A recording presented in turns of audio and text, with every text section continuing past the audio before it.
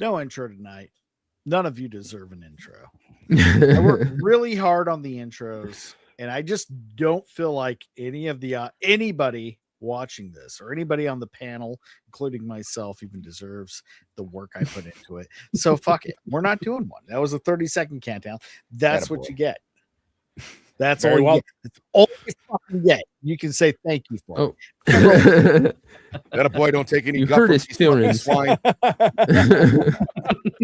It's all you get.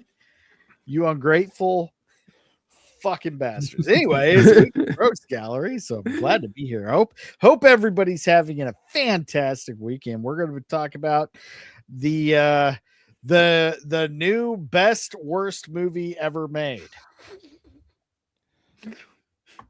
by the best worst director that ever existed. No, and I'm not talking about James Gunn, though that would actually fall pretty much in line with everything I just said. I was going to say it sounded like. Ironically enough, the star of the movie that we're going to be talking about was almost Batman. Right. Yeah. And this movie was almost called The Dark Knight until Uwe Boll was like, "Oh wait, that name's taken." Okay, Uwe Boll or Uwe Boll, however you say his fucking German. This man has the mental capacity of a 14-year-old boy. Yes. And I know this because I've seen a lot of his movies. I've seen Blood Rain, which was awful. I've seen Alone in the Dark, which actually had kind of like the movie we're going to talk about tonight. When you have a really great actor that's just down on their luck and has to do a Uwe Boll movie. I don't know if Armie Hammer was down on his luck. Well, he was. He definitely was. Oh, yeah. Oh, okay. I was gonna say, like, didn't he get accused of like cannibalism and shit? Like, that was blown out of proportion. So what actually happened is he was having an affair with someone else. Welcome to Hollywood, but around the time of Me Too. So that got escalated into a Me Too witch hunt, and he actually was full on witch hunt, and the cannibal thing was just taken completely out of context. Oh, okay. Right. So the whole thing, it was just it was like a role play kink.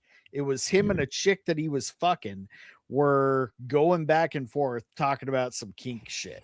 I see no problem. Like nowadays you can't tell girl you want to eat her ass, I guess. Hey, who hasn't? I mean, come on, right? What are we talking about? No, but it's kind of hilarious. The whole group that always wants to, stand up for all of these degenerate fucking creepy shit. The minute, one guy they don't like is like a little on the fucking freak side, they're like, oh no, they're going to kink shame the fuck out of him. Yeah. He's like, nah, bitch, I want to eat your liver with a side of, fucking fava beans and I mean, come on. We've all blood in the moonlight. Well, I assure you, it looks quite black. That's good. That's really good. But yeah, the whole thing, he got Me Too'd all to hell for some pretty mild kink, a little role play, whatever. Yeah, that's as far as I know. That's definitely a choice in role play. I mean, not one I would always go to, but we've all done worse on the lowest. Who am I to kink shank? Let's just say when I walk into the bedroom, how funny! I go, "Hey, Mrs. Three-Peat, I'm going to eat you." She doesn't go, "Ah!" Yeah. No, it's more of a. I warn you, I just got back from the gym and I was like, we can make it work. Even better, perhaps. We call that seasoning. We're on.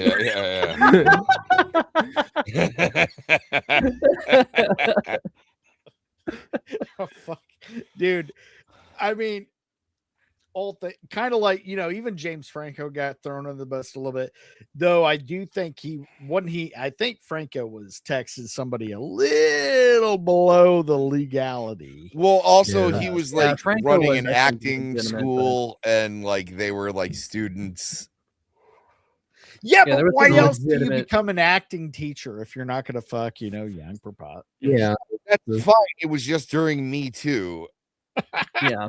Everybody, done it well. Being James Franco, and like you're one of the better looking. This was Aziz Ansari, where some bitch was like, "Oh God, yeah." We went on a date, and then I realized I didn't like him, and then they were like, cancel this motherfucker." That was ridiculous. Like Aziz Ansari is not a funny comedian at all. He should be canceled for his shitty jokes, but not that. Right. The funniest joke he ever had was in Get Him to the Greek, and he was like, I went to a Diddy party. He was like, how was it? He goes, it was great. I woke up with glitter on my dick. And I was like, you have no idea how well that joke is gonna do. No, that aged perfectly well. Glitter in elementary school. At least it was. I mean, glitter. I mean, it could have gone a lot worse. Yeah. Who knew Diddy wore lip gloss with glitter in it? Did he? As a did he? I don't know. Are you saying Diddy didn't do nothing? Diddy dumb? Diddy do? Oh fuck. But as far as a group, we've become really more accepting of kink ever since we met Vagabond. So that's why we've been exposed to levels of degeneracy that not even in our wildest dreams could we ever realize. You know what? But he makes it so nonchalant too. Right. Where you're just like, oh, it's like if you guys, I'm sure you guys have all seen like South Park, Bigger, Longer, Uncut, and like Sheila Broflovsky is like, what's a rim job? And like Mrs. Cartman's like, oh, that's where you lift both legs behind your head and have someone lift your ass. And it was like it was nothing. Like, Yes. Next intro. Vagabond needs to start. If you act like it's normal, maybe everyone else will agree. Vagabonds excels, except for about most of the panel goes, "What are you Oh man, I mean, yeah, no, but we're like, what the hell? No, fucking 4D chess. Vagabond then moves in, and it's like, well, then you're all like ill-informed. How real life. I'm not fucking weird. I just feel stupid for not knowing. You're weird. Okay, so you're saying you don't get horny when a girl pussy farts in a bathtub? Yeah. What? No, like being gaslit. And he's like, it's got a name, and you're like, of course it does, Vagabond. How many different names do you know of it?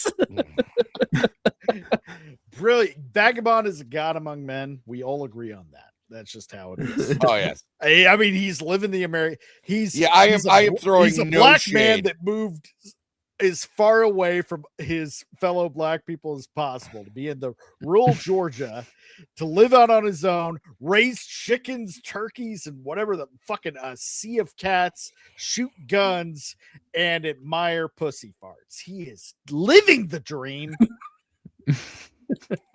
All of us, our forefathers died for. Yeah, he got his 40 acres and a mule, and he did 40 acres and a pussy fart. Yeah, he was like, and he's like, well, sometimes it's my best, because he stayed with us in Orlando, and I still just kind of remember where there's just like a tall black man like standing. He's like, "What's up, 3 Pete?" I'm like, "What?" Hi. Like 4 o'clock in the morning. Here's my wallet. But also, like, he has. We're being robbed. He has this aura about him where, like, when he explains things, he's almost like Spock in a way. Where you're like, what, but because he says it so like straight faced, like everyone should know that. And he was like, well, frozen torpedo is obviously when someone freezes a turd and then they use that turd as a dildo later. And you're like, thanks for clearing that up. Yep. He's like, oh, did you not know this? And I was like, no, Spock, I didn't. And he's like, okay, I'm just gonna stand over here then until there's some other weird shit. I can go my whole life without knowing that, but that doesn't surprise me. Vagabond would know. Oh Christ. Vagabond have a link. I'm sure he'll be here. Well, if you say his name enough, shows up when he's just supposed to show up. Yeah, it's like a djinn. No, don't say his name. Just say feet. To go back to what I was saying, like one comment spawned this entire conversation, but I was going back to how Yui Ball he can have really shit movies, but sometimes with some great actors. I was going back to Alone in the Dark with Christian Slater. Christian Slater is undeniably a fantastic actor. He's Absolutely. had a lot of hard times. True Romance. Great movie. One of my favorites. One of the best of all time. Gary Oldman's performance. Yeah. Well, we could have a whole episode just on that, but we're not here for that tonight. Now we have Armie Hammer. Armie Hammer, another great actor. Dude, he was going up top of the world, then Me Too. He likes to eat some bitches, and then it all went down. No shame. He wasn't bad in Death on the Nile. Like that was kind of a bad movie, but he was actually pretty good in it.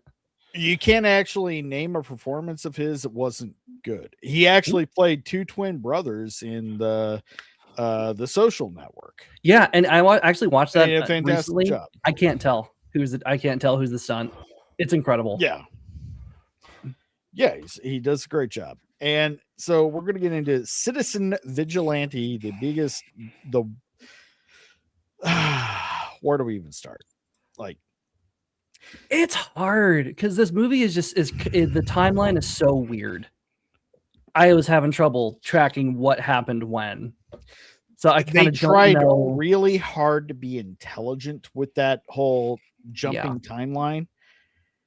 But again, Yui Ball, who wrote and directed this masterpiece of a film, has the mental capacity of a 14-year-old boy. Yeah. It's like Christopher Nolan's retarded cousin. Or just Christopher Nolan. Yeah. Let's not pretend that Christopher Nolan is great at writing dialogue.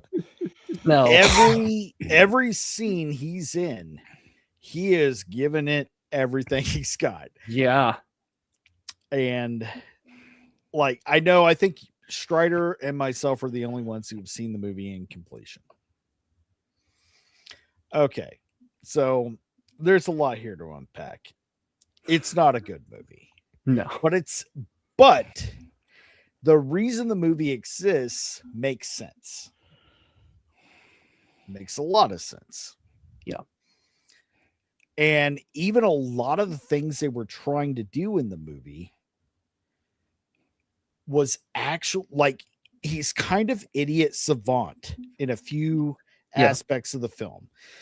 There's this whole ridiculously long sex scene of him with a prostitute in a whorehouse. Yeah, what the hell is that about? Turns out that he owns the whorehouse. We only find out that, during the course of the uncomfortable. Yeah, you're gonna get spoilers. Sorry, guys. I didn't want.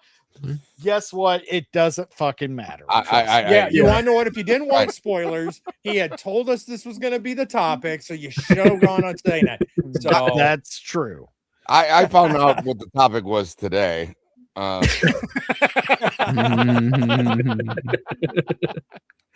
So during this awkward, almost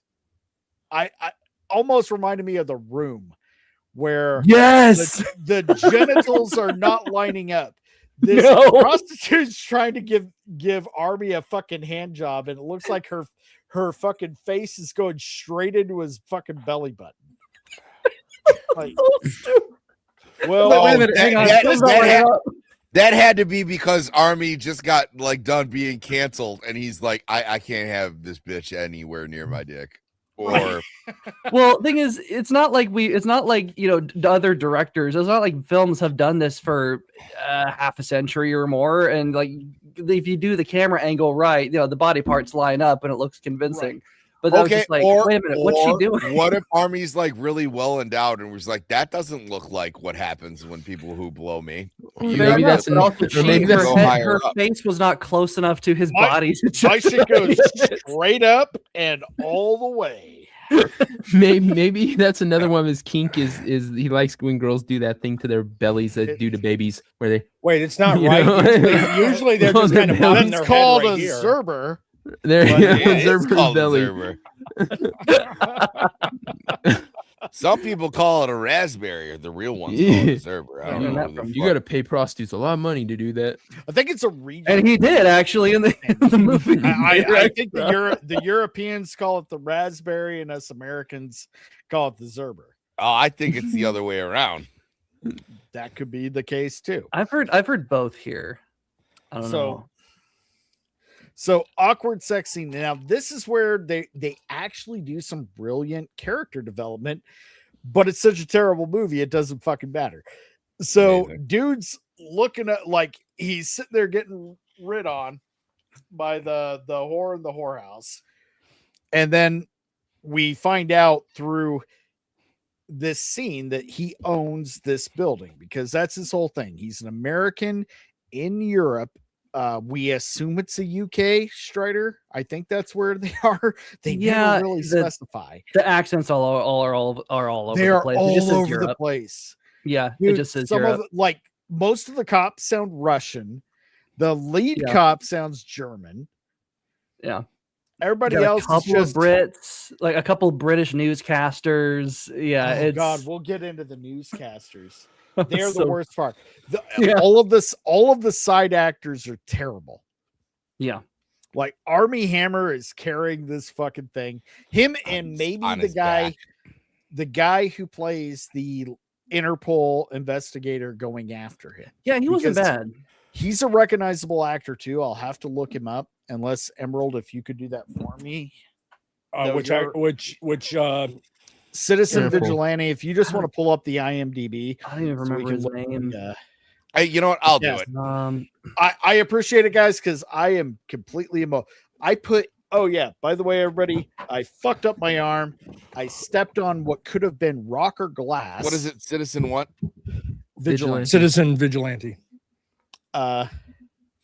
Took a ice skating face forward plant down pavement from like one level of pavement to another, and I was smart enough to like lift up this arm to protect my face. Now this arm, it took all of the damage. So here we are. So I can everything is one hand. I try to make myself eggs today for breakfast. You don't understand how difficult things are with one hand until you're trying to do everything with one hand. Haha. But What guy were you talking about? So his name is Costas Mandalore, and I wish I was kidding. He's from Australia. Oh, I know who this guy is. But he actually had a pretty decent. He's a recognizable actor. He was in the Saw films, apparently. Yeah, he was. I haven't seen. So that's what he's from. Okay. All right. Well, you think his friends calls him Costy or? So, real quick to say hi to the chat, which consists of 3 people. Awesome. People who need to be here. We're here. Got Vagabond. Speak of the devil. Vagabond, you got the link. Like, yeah, I'll be there when I'm there. All right. We've got Screen Queen Selena, of course. Hello. And greetings from the homeless shelter. Did the Citizen Vigilante eat anybody? Please get the reference. Yeah, we've already been there. All right. Okay, so back to this fucking sex scene, right? He owns the building where he's nailing the whore, and he just starts looking up and he starts seeing all of these like mold spots, and he just throws a bitch off. And Armie Hammer's acting in this is actually very good because he comes out, he is a complete psychopath in this movie. Yes, you're rooting for him because of what he's doing to a point.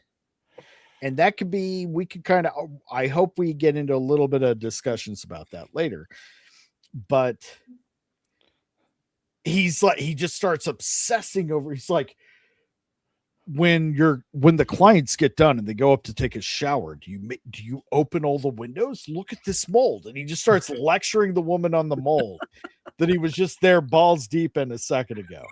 He's just like, well, no, we don't think about that. Why do you care? I own this fucking building, bitch. What are you talking about? I thought that was a great. And she's new this whole conversation, by the way. Yes. And I want to say this is done in like one take too. Not like completely one, but it's just like a long take. This conversation goes on for a while. It does. And I think that's one of the, like, a lot of people online have been complaining about the whole sex scene and that scene in particular. I'm not. The sex scene was a little longer than it needed to be, but I think him complaining about the mold was a great character development scene because it showed that he's just a fucking, this guy is a complete psychopath. Yeah, but he runs a tight ship, you know? Right.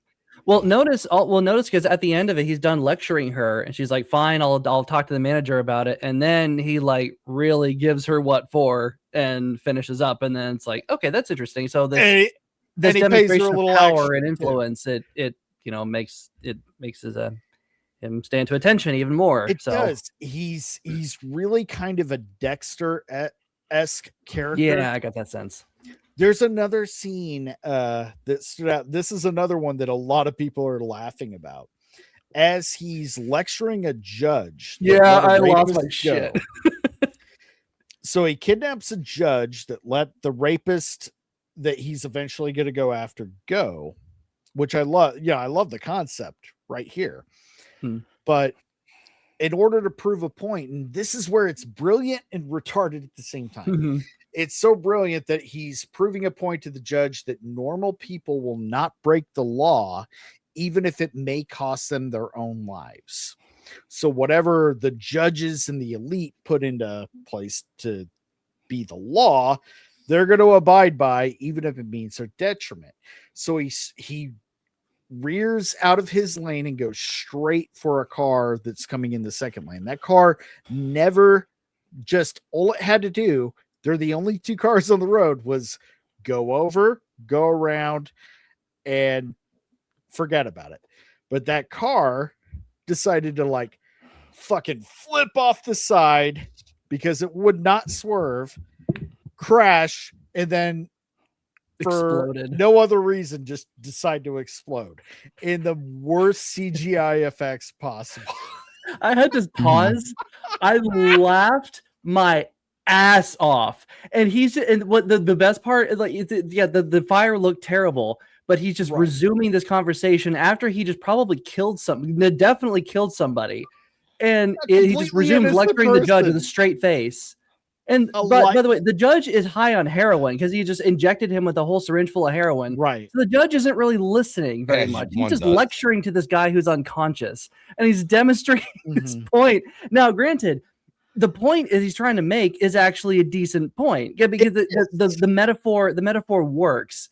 But he just not murdered, but he like caused someone to die, an innocent person. It's like, I had to pause. I was laughing so hard. Like this movie is 100% free on X right now, courtesy Elon Musk.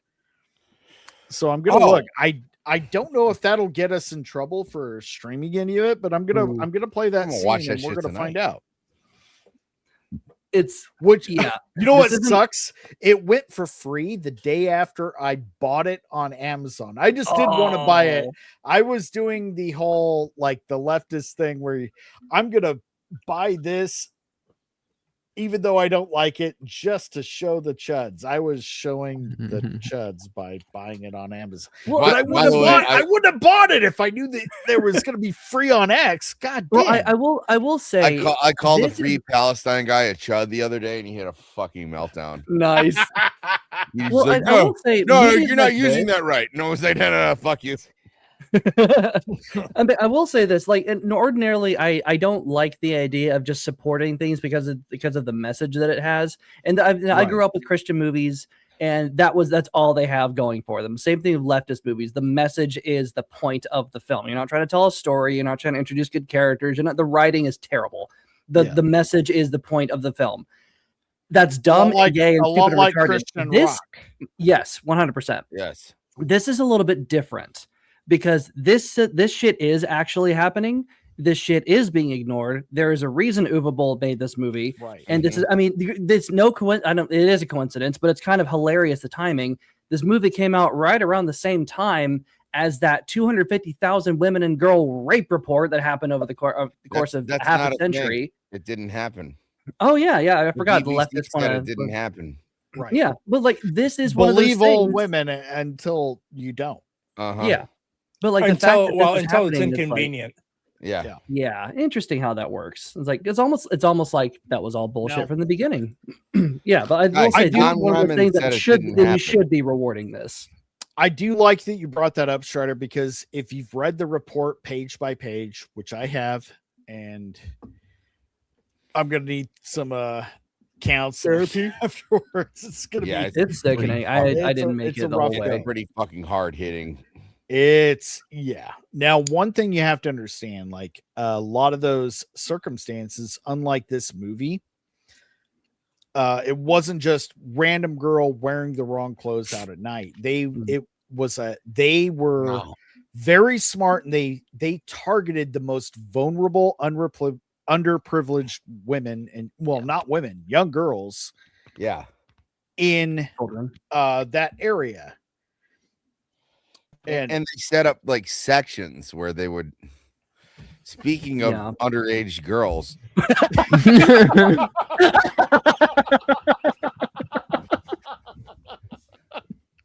I'm sorry, Vaughn. You've been giving me shit in the chats for days. No, that's okay. That's okay. Well, hang on. No, but here's the thing. Sammy had to do her dirty work.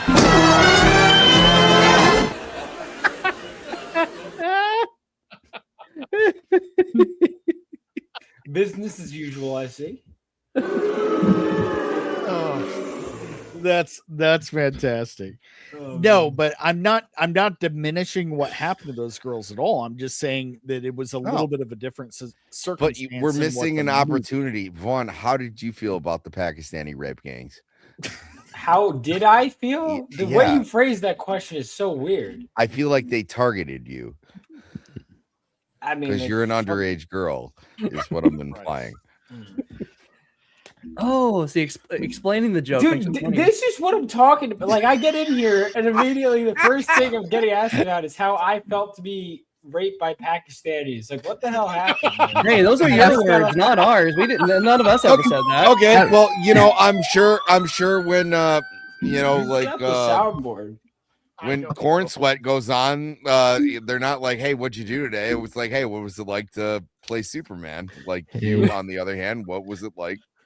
I mean, it wasn't good. It was not a pleasurable experience. I'm sure Mustafa was very sensitive and sweet after the 4th or 5th time. He finally looked at me. He's like, Muhammad doesn't call like he used to after I turned 26. I like him on the younger side. It's like that Family Guy sketch. It's like having sex with a rhino that doesn't love you anymore. Why wouldn't you look at me during? Why didn't you look at me during? Can we talk about the fact that movie was barely even fucking about that? This movie was fucking boring. Yeah, there was This movie sucked. Cock, and I'm so sick of people. So many establishing shots. What a piece of shit. So movie. much setup. Fuck so this much movie. meandering. Yeah, it was disappointing. What a waste of a great premise. Hey, what if we took this idea and like made it suck balls? That's what this fucking movie is. First of all, What was that opening scene? What was that? You see squibs throughout the whole movie, but you can't have it for the opening fucking scene. What was that car crash? That looked like a fucking PS2 graphics. Why was that in the movie? That scene wasn't even necessary. We have this character who's all over the place morally, and then the movie wants to have a moral message. Meanwhile, the guy kills more innocent people than good people. He rows down. Most of his kills are fucking police officers. Yeah. He kills like Hold on. Now, the police officer thing I'm going to defend, which I hate to do because, you know, in our country with the anti-cop people are the fucking retards.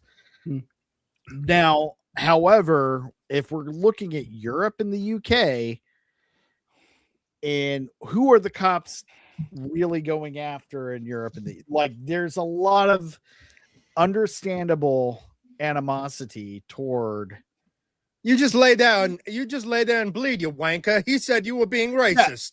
Yeah. Like, well, I don't think you have, mate. And well, that's the thing. Real life has proven this movie's premise by accident. Because I agree with you, Iron. Like that having, I agree with actually both you, Vaughn and Iron. Having him, most of his kills be cops, not irritating. on the side of the people of Europe. I agree with that. And where it hits different here in the States than it would in over in Euro trash land. That wouldn't work. That wouldn't work here. I don't think it does work there. Now, did I like it? No, I didn't. Did I like the judge part?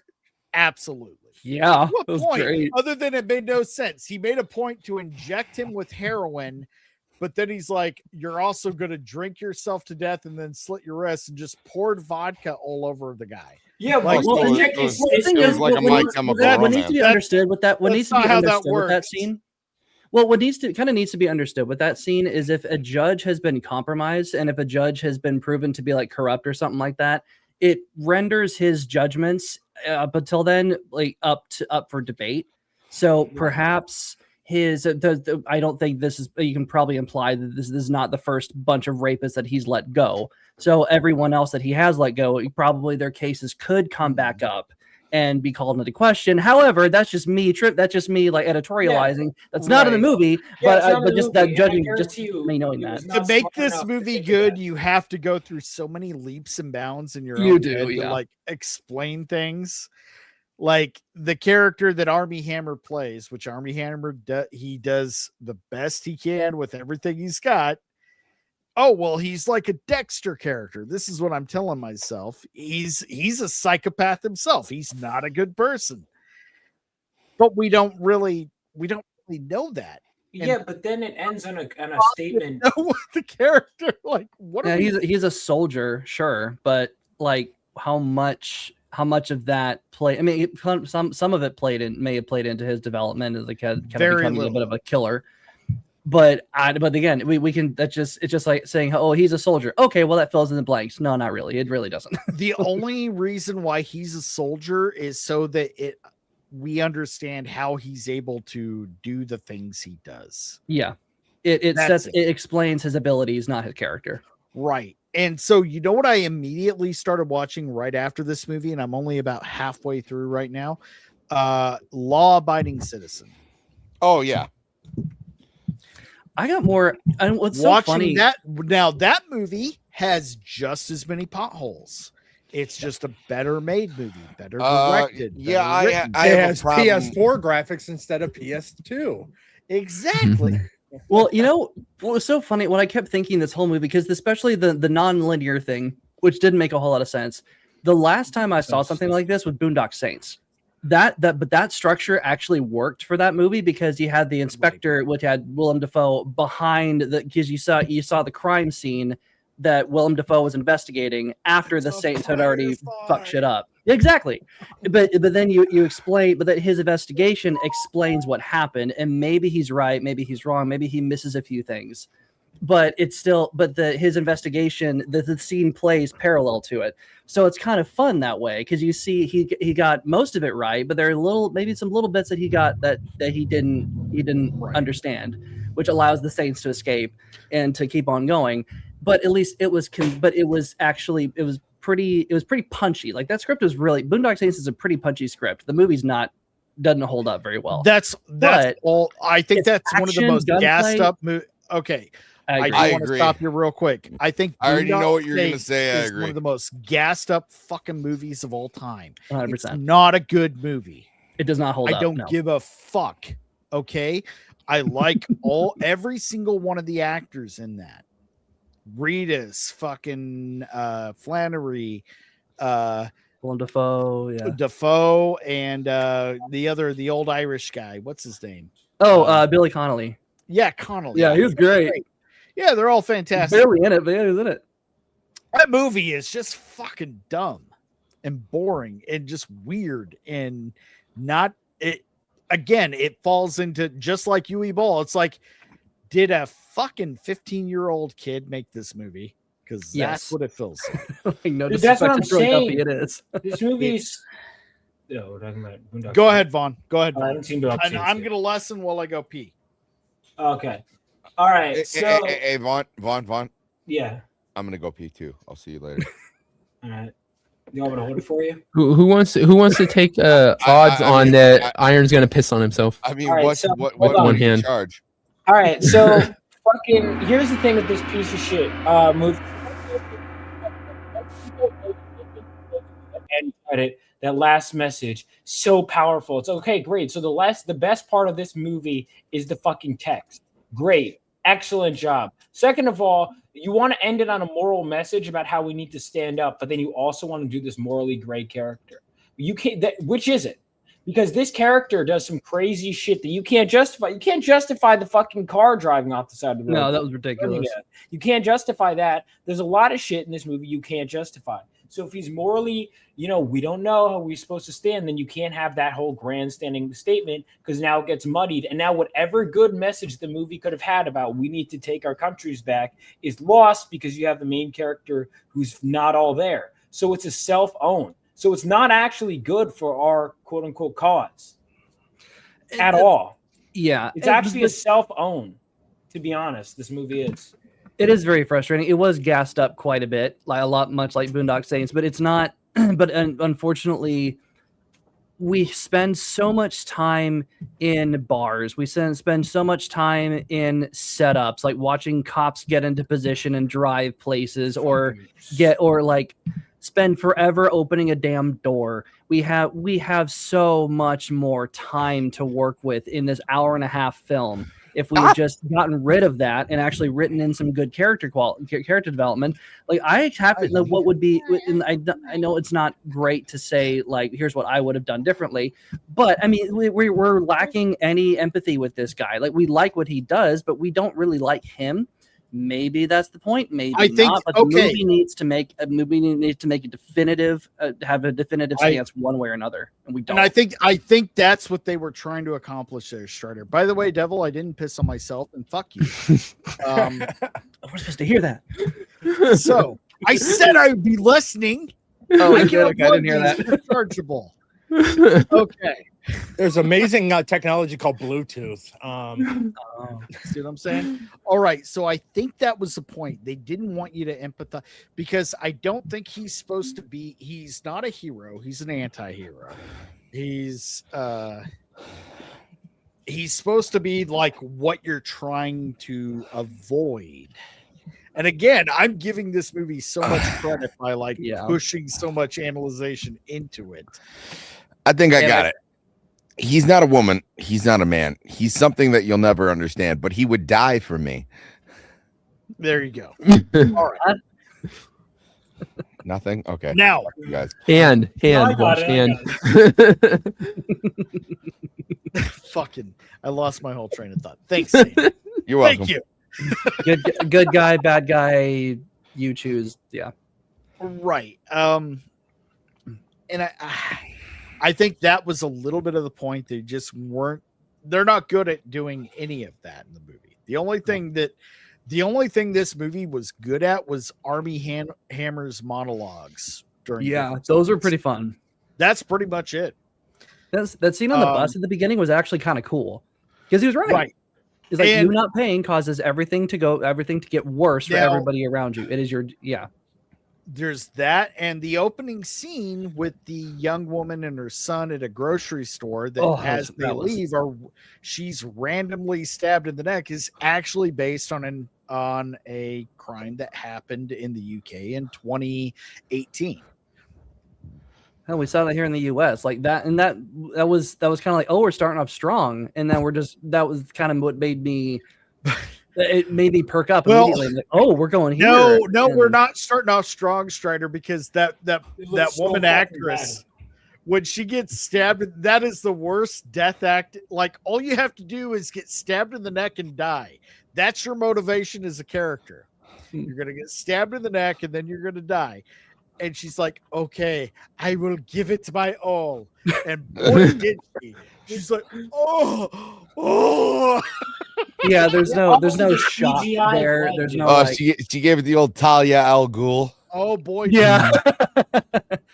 Yeah. And the little kid, the kid actor was terrible. Now, Strider, you mentioned the bar scene.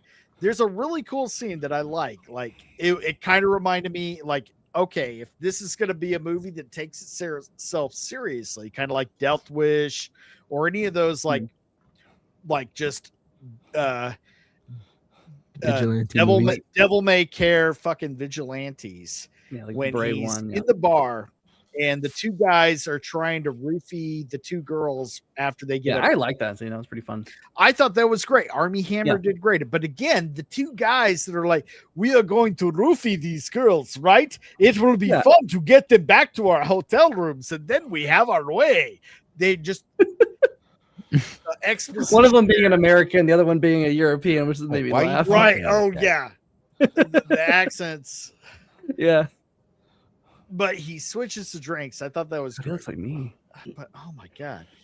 So the switching the drink stuff was good, but the problem. So one of the things with this movie, again, I think it's unintentionally a cell phone because it doesn't really, or could be seen that way. One of the things is, what is the plot? It's a fucking series of non sequiturs, and on top of that, there's this time displacement, and it's not like Pulp Fiction where I can go, oh, I'm interested. Well, what loops around here? What loops around there? I don't give a fuck what loops around where because it's stupid.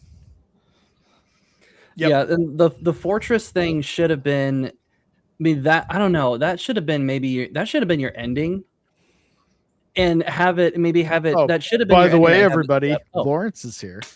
Hi, Lawrence. I couldn't queue up an applause. You did that too quickly. You caught me off guard. Oh wait, let's do it again. Hold on. Oh no, I'm not ready yet. Pull back. Go back. You're backstage. Okay, now I'll try it. All right, now we bring back Lawrence. Hey, Lawrence, there he is. Hey. Shit. All right, ladies and gentlemen. All right.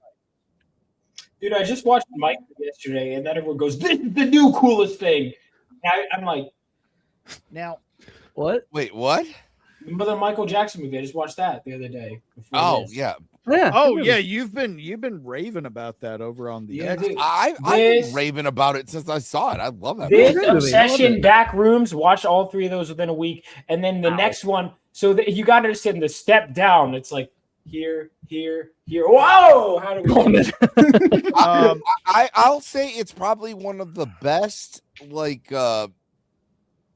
biopics that's come out in like a little while, because like it's not that the problems with it like factually are not insane, and like every movie that's come out before or after Walk Hard has had to like judge itself up to that. Right. But I was like, and we were talking about it the other day, and I was like, one of my main critiques on this movie was like, oh shit, Michael didn't get bubbles in 82. Yeah, that was, and I looked it up, and you're right, he didn't. He got bubbles in like 85 or some shit, right? Yeah, but I'm saying, I was like, that's how good this movie is. Like, you know, it was like, and also like, it wasn't just Joe Jackson just beating the shit out of these kids the entire time. They implied it, but like it wasn't the whole. Like, I don't know if you guys saw the Made for TV movie. That was made him I remember that I remember that from the late '90s, the Jackson 5 biopic. That was where he's like making a box in the front yard, and he's like, "Sing, motherfucker." Well, he was certainly a disciplinarian and kind of a dick, but he was not like this mustache twirling villain. So that was like no, but that's the thing. He approached the line, but it no. Yeah. In this movie, but I'm saying he is a monster of a human being. Yes, even Joe Jackson was the worst kind of person. He never should have gotten a card ever. What I'm saying is they didn't make that the full thing about Michael Jackson's like genius and growth as an artist. They just made it kind of in the sidelines. You knew that was going on in the background, but like they also made it pretty prevalent that he was there, like in the other movie, that was like front and center, and they were going like, oh my god, he could sing and dance, even though his dad was beating the shit out of him. And it was like, no, he could sing and dance regardless. It was like Michael Jackson would have been a star if he grew up in a nice household or it didn't matter. He just talent was definitely there. The talent was there. With this, it was like one of my favorite things. If you ever want to know who Joe Jackson is, there's and the comments are turned off. It's an interview on the day of Michael Jackson's funeral, and they asked him about Michael, and he's like, well, Michael was the superstar, and then they were like, they asked him something about like Michael's kids, which if I'm pretty sure they're biologically not his kids. And they like, are. well, it was just it was no, they are his kids. It was sperm donor. Okay. Wait, no, if Michael Jackson's the sperm donor. Yeah, it's biological, but surrogate. The act of surrogate. I was if they got a sperm donor, then they're not Michael's. Okay. No, he was the sperm donor. Yeah. Okay. Good. How the fuck are the kids white? Because it was Mama was white. Mama's white. Last thing you want to hear is a Michael Jackson. We don't need to get into all that, but all that happened with Joe is like, what about are you going to be a good grandpa to Michael's kids? And he's like, well, all I know is them kids can sing. And I was like, dude, keep those fucking stay away. He's like, I'm willing to whip another generation into stardom. I don't give a fuck. My name is Joe Jackson. I'm a fucking nightmare. So, dude, learns nothing. I'm in the camp of Michael Jackson did nothing wrong. He was targeted by the media. I've always been in that camp. I'm in there firmly. I cheered up during the movie multiple times. I think he was trying to shield a bunch of kids from that kind of corruption. There's a bunch of people who have done that. Also, like he hung out with Macaulay Culkin in the early 90s, arguably the most rapeable kid possible. Well, let's also not gloss over the fact. I was gonna be like, if you were gonna rape a kid, you're gonna want to rape the kid from Home Alone. Yo.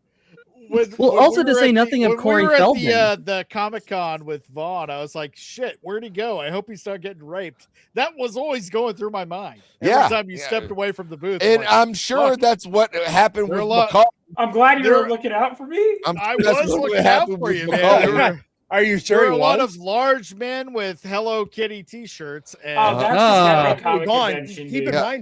Keep in mind, Vaughn, he didn't say he was actually protecting you. It was just in his mind. I hope he's okay. Yeah, I'm not going to do anything about it. I'm hoping. I don't know which way you fly, but I'm hoping in the middle of during some guy was in like Ethan Van Sciver sends his regards. I needed that. I really needed that visual. Yeah, you wouldn't like that when some guy was like fucking you from behind. So can we talk about American citizen or whatever the fuck this piece of shit was called? Hey, you know what? Hey, we did get fucked in the ass, but it was just by a rickshaw driver. A normal guy. Anyway, so it's only a couple blocks away. back to rape. So back to sex. I want to talk about the fucking weirdest scene in this movie. That was weird. We're talking about so when he goes into the brothel, I'm like, oh shit, it's gonna be the obligatory stripper club for information scene, I go, okay, he's looking for this. That's what I thought. He's looking at them. Yeah. Okay, he's picking the like more ethnic looking chick. She's got some information, or maybe she did something, or maybe her dad did something. Okay, cool. They're in the room now. Something's gonna happen. Okay, now she's taking her bra off, and they're just fucking. That's that was my problem too. I thought you don't really empathize with the characters going in there to fucking like. I'm against rape of the European women, but I'm gonna go in here and like fuck a human trafficking victim. Like no problem. Yeah, and and that's something that definitely needs to be understood. Like you don't become a hooker because you don't become a hooker on your own volition. You are a slave to your.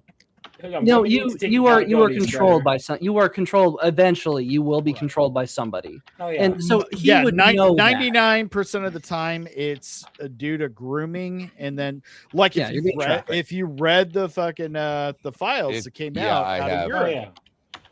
No, I don't know if you've I don't know if y'all are familiar with the ministry Hookers for Jesus, founded by Annie Lobert, who was a former prostitute who actually goes out to places like Vegas and New York and big cities and tries Seattle, to find. She recognizes, she'll tell you she recognizes who's a hooker and who's not. And she goes up to them and asks them, "Do you need help?" and actually runs a whole charity to help them like get out of the lifestyle. It's pretty awesome. Nobody knows about it because I thought a different way with Hose for Jesus. No, we're not talking about Nala Ray, not former OnlyFans girls. So she's not actually a hooker. She's against it. She was probably a former. Yeah, I'm very familiar with what Strider. Because Hookers for Jesus is such a strange name. No, she's a former human, like to make it sound better, a former victim of human trafficking and grooming. That escaped that and is now trying to help women get out of that, and also turn to Christ at the same time.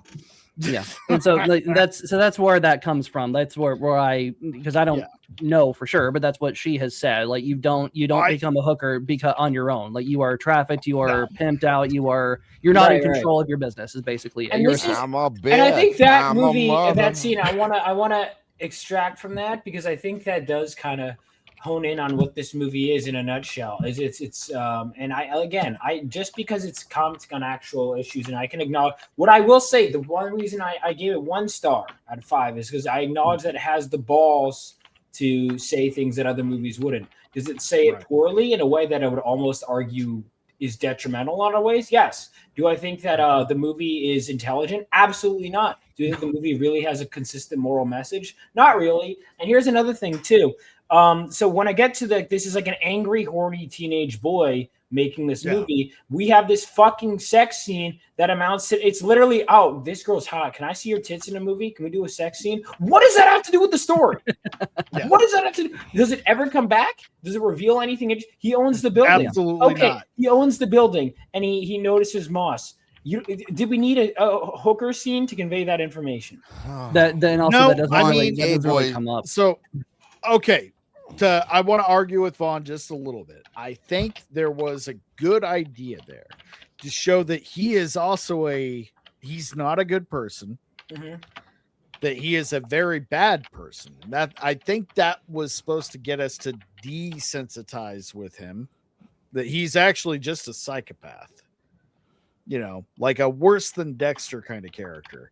And seeing him focusing on the mold on the ceiling during fucking coitus was like, wow, what a fucking fucked up weird dude. He's just like, this is my building, look at this mold. Do you open the windows after your Johns are fucking taking a shower? So I see kind of what they were going through. It's the execution that was terrible, right? Which is the execution and everything about this was terrible. The only good things about this movie are the Army Hammer monologues. Some of them. and then the majority of it, even the after the monologues, like this is where I'm gonna get a little like, I don't know, I'm gonna probably get some pushback a little bit here and there, but I think executing the entire family was a little much. I agree with that. No, I agree with that. I knew Strider would be the him ha.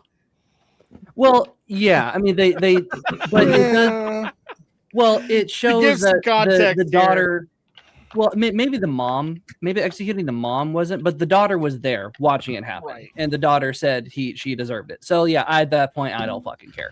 But yeah, the mom was like, maybe the parents, because the dad, I don't really know, because the dad and the mom didn't do it, but it's clear that they support it and they're okay with it. And so for me, I think I understand why he would do that, you know, lawfully, legally. Yeah, that's not right. Thing but that, you know, I don't care. Read the rape gang report, you find out that entire families were involved with this whole thing, and involved with the cover-ups, involved with not only abducting some of the girls or threatening them or this and that. It's like, I mean, it's kind of a cultural thing. That's what, like, real life fills you're in the bringing this archaic culture. Why did you come here to begin with if this is what you want? And other countries are at war. We escaped war. It's like, really? That's why I hate like the real life. It was like, well, why are you doing this? Oh, it's because you bombed us. And I was like, no, we bombed you because you were behaving like barbarians. That doesn't give you an excuse to come here and act like barbarians, right? You fucking shitskins. Yeah, like I think that scene was definitely necessary to get in to state outright what basically we all know, but compile it in a much more succinct couple sentences. I want to get the actually, Devil, you go first, and then I want the vet's point of view. We do have a veteran on the panel, and I want to hear what he has to say. But first, Devil, you go, then Lawrence, you're next. Okay. I think with the family thing, you're right. The only person who would probably have makes sense not to kill would be the mom. But at the same time, if you have that scene, if you kill the daughter in front of her, you kill her son in front of her, you kill her husband in front of her, and then you leave her alive, that would kind of be almost even more fucked up. So it'd be worse, actually. Yeah. So I get just executing the whole family as far as the scene goes. That just makes more sense. I think actually it would be more like impactful if he just killed the son, who was the one who did that, and then lectured the father that this is his fault. If you wanted to come here to escape war, to escape what you were coming from, why bring what you were coming from with you and encourage it? Why wouldn't you just, if your son did what he did, you have to take responsibility. And I think now I want to go to Lawrence real quick, Vaughn, and then we can come back. No. From a military point of view, we would be looking for the one who did it. I mean, forget executing the entire family. That's not how we're built, man. That's tactics of people that we face on the other side of the planet. I'm not going to go into details, but they like to hide behind. We know what you mean. Yeah, you know what I'm talking about. They like to hide amongst, civilians and stuff. Can't imagine. Use it, use them as shields. Boom. Yeah. So, but no, I agree with what you said, Iron. If you're escaping, it makes no sense. Why would you? And I knew someone like that who was. You remember when Egypt had that coup that happened back? I think it was back in 2011, and all those Egyptians were running for their lives. Well, while I was in my is that the Palestinian run one? Where no, this was in Egypt. That was Arab Spring, wasn't it? Or was it different? Anyway, no, I believe it was the overthrowing. I think they ousted. I'm just trying to keep up. I think they ousted the president of Egypt, but I just remember that there was mass pandemonium because there was an overthrow in Egypt. And in my undergrad, I knew an Egyptian girl that her family, they were literally in all that commotion. They were standing in the middle of it, and they came over here and then they come over here and she starts, leveling judgments about America and stuff like that. And I kind of told her, I said, why would you flee what you left and then come over here and tell us that we should be more like what you ran away from? Right. Exactly. Oh, that's the main argument that I never understand with for anything. $10, real quick. Samuel the Infamous for $10. Iron over here poaching my panelists. Well, I think I should soon make you a panelist too, Samuel, and then my cult will nearly be complete. That is what I'm working on low key. All right, learning go ahead. Islam. You must conquer everyone. No, I've never understood this. I'll never understand this. It's the same thing. Well, it's the only thing that really Islam and communists have in common, which I don't understand why they like each other. It was like, why do you move to a country who doesn't have these ideals and try to change everything? It's the same thing with like California voters. This is the difference. Well, that's the thing. Communists don't do that. Hold on. Let Sammy finish his thought.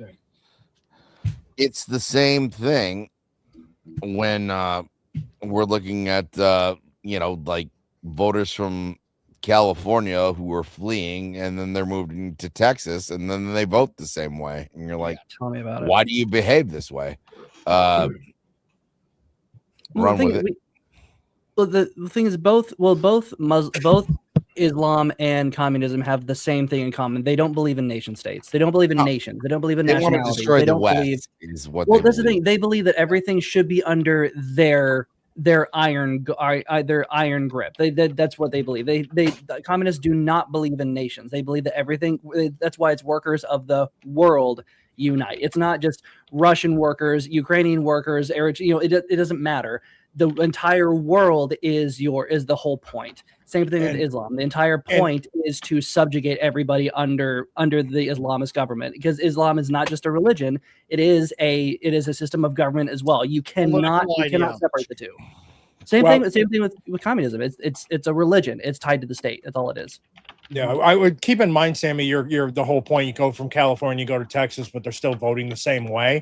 It's the same mentality with the socialists when you go, when they go, socialism's the best system, and they go, tell me where it's actually worked. Did it work in Venezuela? Oh no, they didn't do it right. They didn't do it right. The voters are in the same mindset that they didn't do it right. So we'll give them the tools so that they can do it right here. Yeah. It's kind of the same, which is exactly what they're doing in New York right now, where they're going like, oh my God, look at all this stuff Madami is doing. And then we're like, okay, yeah, he's doing this. You haven't seen the repercussions of it yet. They're like, oh, he just froze all rent. And you're like, okay, well, you don't think there's going to be any backlash from that, from the property owners? Or well, it's funny that you mentioned that, because it's not as the property owners was trying to tell them. And first, let me start off with this too. Is one of the classes that I had to take to graduate from my undergrad was on socialism, and my professors, most of my professors in my undergrad were socialists, and as they explained to me, or they were reformed, is that the bad thing about them is that as much as they believe in that ideology, each one of them disagree with each other, because they both think that their version of it is the version that works. That's why you're seeing all this stupidity that's going on. It's the arrogance, it's the hubris of it. Now, what the landlords try to tell these idiots that were running around jumping on air and saying, oh, my rent is it? Oh, thank the Lord. And the landlords sitting there like, don't you idiots know that the laws that were passed, that New York currently has right now, just made it so that not only can we not raise rent, but we can't do any repairs, and there's nothing stopping us from kicking you out. And once you're gone, we can't, because of the way the laws are written, they can't bring anybody get back in. And any apartment that is in New York City that is not under rent stabilization, their rent is going to skyrocket. Yep. And it's going to be less room. It's going to compensate. It's about a personal property grab. Yeah, which I think is what he wants. That's always step one with the fucking communists. Now I want to go back down to Vaughn. I'm trying to keep order of everybody. Yes, yeah, you've been doing good. Please, let's go back to Vaughn. Yeah. I mean, one of the things I would say is like, because we were just talking, hold on, I'm sorry, because we were talking about when we were getting to that before Mamdani and everything. We're trying to think of where we were at in regards to this movie. Islam, communism, moving somewhere to. Okay, yeah, no, I remember. All right, so in terms of that scene, I thought of like a bunch of different ways that could play out with the whole family thing. And again, it's like, okay, let's say you want it to be where you have to take out the family. Have it be a character that maybe shows some hesitant. Like, I'll give you an example. In you guys ever play Call of Duty Black Ops, the original game? Yes. Right. There's the part where you shoot Castro, and then you to save the girl, and the girl who's crazy brainwashed communist picks up the shotgun and tries to kill you, and you're forced to kill her. Right. That could have been how they handled it. Okay, I have to just take out the one, and then they all go, and it just shows how radical they all are, that even when he tries to be peaceful, it doesn't work. But the thing is, the problem with this movie is the main character's characterization doesn't work, because we don't know, is he unhinged? Is that supposed to be it? Is he supposed to be righteous? And we don't know. We don't know.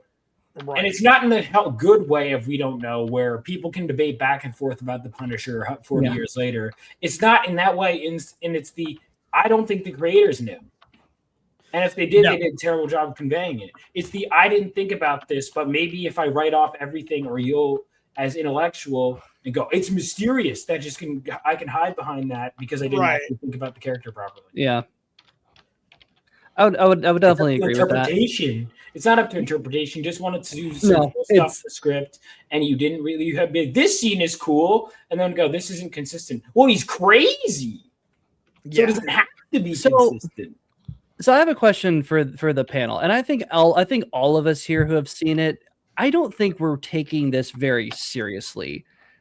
I mean, it just seems to me, I know for me, I don't take it as seriously as I would like a Star Wars film, or maybe like the Odyssey or something like that. But I like it. I like it for the troll it is against the people that it's supposed to piss off. Right. Do you see a lot? Do you see like this kind of? Do you see a lot of people actually taking it seriously, like defending it, or like they would anything else, or do you think they're kind of in the same boat, like haha, suck it leftists, or do you think they're actually taking it seriously? I haven't thought about it that much. Okay, I think that's a great. What's everyone's impression? Yeah. So I think what people are taking seriously from this movie are just the viral monologues from Armie Hammer. Mm-hmm. Specifically the one where he's asking that family if why they think all of this is they bring all of that with them when they're trying to escape exactly that, and then victimize people here and or in Europe or here, both don't see the harm in it because, well, their religion says it's okay. And that, I think, is the big thing, because I think that's been one of the biggest unspoken truths about everything going on in especially Europe, but even to a little bit of a point here, we haven't had it as much, is that when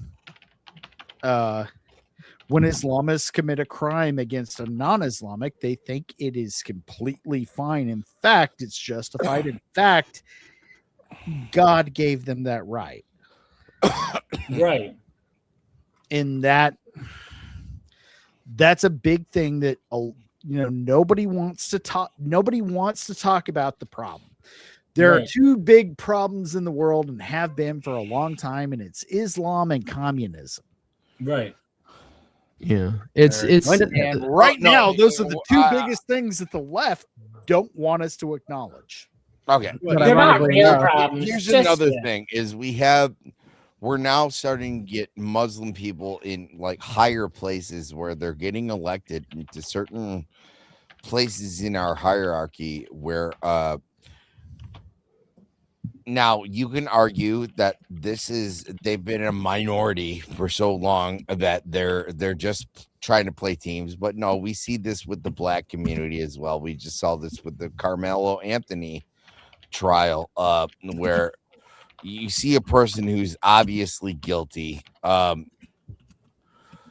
which I don't think anybody here has. I don't care about the Carmelo Anthony trial. I thought it was I thought it was bad. The whole thing was bad. Okay, the kid showed up looking to have. The kid showed up looking for violence. I've been in that headspace. I've been a 17-year-old boy. We're not looking at why a 17-year-old boy was looking for violence. Yeah, but I'm also like, I saw the knife. I bought a knife very similar. You can buy the knife at Walmart. You know, it's got a light on it. It was like, hey, if I had that in my pocket when certain things went down, I might have done the same shit. It doesn't change the fact that you killed somebody. Okay, I'm not gonna get into my critiques on the black community. What I am, I will. Lawrence, I get zero. You would actually back me up on this. What I'm getting at is the things. Oh, you don't want. You want to know what my opinion is? Yeah, check Sam's show last night. He didn't have to cam up for me to know he was shocked. Yeah. No, what I'm really getting at is I'm really getting sick of these Muslim influencers fucking just running defense for these people, or it's like that's the parallel with the black community where I'm saying I was like, hey, you're trying to say, hey, this one person did this, and I was like, no, it's actually a problem that you're not willing to address the problem. And until you address the problem, I'm not going to fucking take you seriously, no matter how educated you are. I don't give a fuck if you're a doctor or whatever. It was like we're looking at the base of you, and we're looking at the Somalis, which obviously suck. Like like imagine they look like the aliens from fucking Mars Attacks. I'm not gonna fuck, like. They got the big heads, and they're like, how can you tell I'm Somali? And I was like, it's been fun being monetized, everybody. We'll see you next time. I think you're talking about Ethiopians. The worst part of what's happening right now is we're not taking care of what's happening. Is we have people committing crimes in our country, and we're not addressing it because too many people, and they look like you, Strider. Strider, you're not willing to stand up with your baseball cap on and go like, hey, I think that there might be a problem here because you're white men. My Twitter feed. White men. No, actually, you're a terrible example. Actually, you like me on everything that I say on this. All I'm trying to say is it's okay to call out people on their bad behavior. That's all I'm trying to say. Yeah. Could have been more to the point, but I get what you're trying to say. So, because at the end of I do want to because it's a multiple front, Vaughn. I know I'm fucking with you. Yeah. Here's a neat little Vaughn. I will send the Pakistanis back to your home if you. They've never been here. Also, I sent you $100. Did you get it? Well, thank you. But now that you've also are sending the Pakistanis, do I take back? It's a double-edged sword, Vaughn. So, thank you, brother. So I did see an interesting video right now, or recently. So on TikTok, we all know we were talking about the Carmelo thing, and you know how there's all those like really just cringe, awful video of black folks like, yay, Carmelo, and like, kill that white boy, all that bullshit. Those are being signal blasted all the fuck, while in ratio, there are more black TikTokers saying they are not for that. This is not what they're about, but they are getting fucking shadow banned on the platform. Yeah. Damn. So Which I is weird to me. That's Like, why you always have to understand everything's a psyop. Correct. It's not Correct. though, Like right? it's weird to me because like why on God's green earth would any social media company actively, I mean, whether or not you agree with the trial, which if you don't agree with the outcome of the trial, you're a fucking retard. But whether or not you agree that, why in the world would any social media platform, any NGO, which frankly a lot of these, any bot farm and paid for by an NGO or whatever, why the hell would you want to signal boost all of these influencers, all people like the Black Tucker Carlson, probably the most vicious one, right? Like why would you want to do that, to support and to prop up a murder of a kid, a 17-year-old kid? It's not about the murder, Strider. It's not about any of that. It's about social unrest in Western society, and that's their goal. Yeah, that's their goal, because I can tell you how many fucking people I've met in real life that are black and support Carmelo Anthony as opposed to what happened. Yeah, fucking zero. Fucking none. Well, it also showed you, I mean, how many people were outside me, as much as the media wanted to broadcast it, there were not all that many people outside the courthouse. I think it was like only 20 people at most. There. But you look at multiple by camera signal blasting that shit and like getting emotions high and pushing the psyop out, then they have things like, so what happened? Three overstimulated black chicks beat up a white girl as she's walking out of a bar and scream justice for Carmelo. That's what they want. Yeah. Everything about this, from the immigration to everything that they're seeing, the rape gangs, all of it's by design. And that's why this stupid fucking terrible movie even got made. Yep. Yeah, I just think like with all of this, there's the potential for a really good movie. And you know what, guys? I'll grift off of this. Vaughn Coleman directing the superior version. We're gonna call this. That's a brilliant idea. Dude, that's great. If me and Vaughn sat down, we could make a superior. Interior. Dude, count me in. All right, interior quality like Leering Center. Yeah. I will say though, one thing that the movie, and we get Jason Statham, and he's like, "I'm just trying to pick my kid up. I just want to find where the. It's like the trailer. It's like, where are the kids? Right. Well, another thing, to go back to the whole race thing, one of the big things they're trying to, why I think they're signal blasting the Carmelo thing so much and trying to make sure that that divide is still there. And they want that divide to be with illegal immigration as well. Oh, because of course. they want, regular black people to be on that side of, because they think that, of course the left thinks that black people are too stupid to do anything because they're the real racists. No, it goes beyond that. Oh, you're all the same. You're looped up with them, no matter what. You're not being replaced. Oh, of course there's actually something that we're not talking about. There's a sect of the black community that is extremely racist against the white community. That we're just not talking about and we're not mentioning it.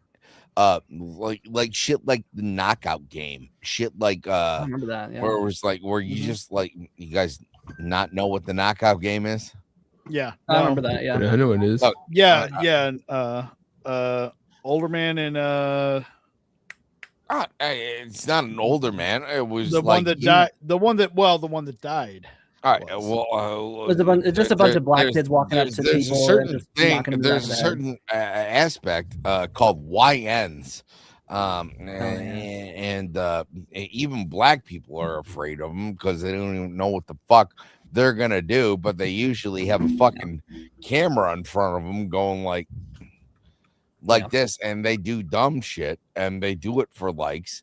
They do it. What did they say is fucking clout is a drug. They're doing shit only to make likes and do this, but they look at white people as inferior, whether they think it's like we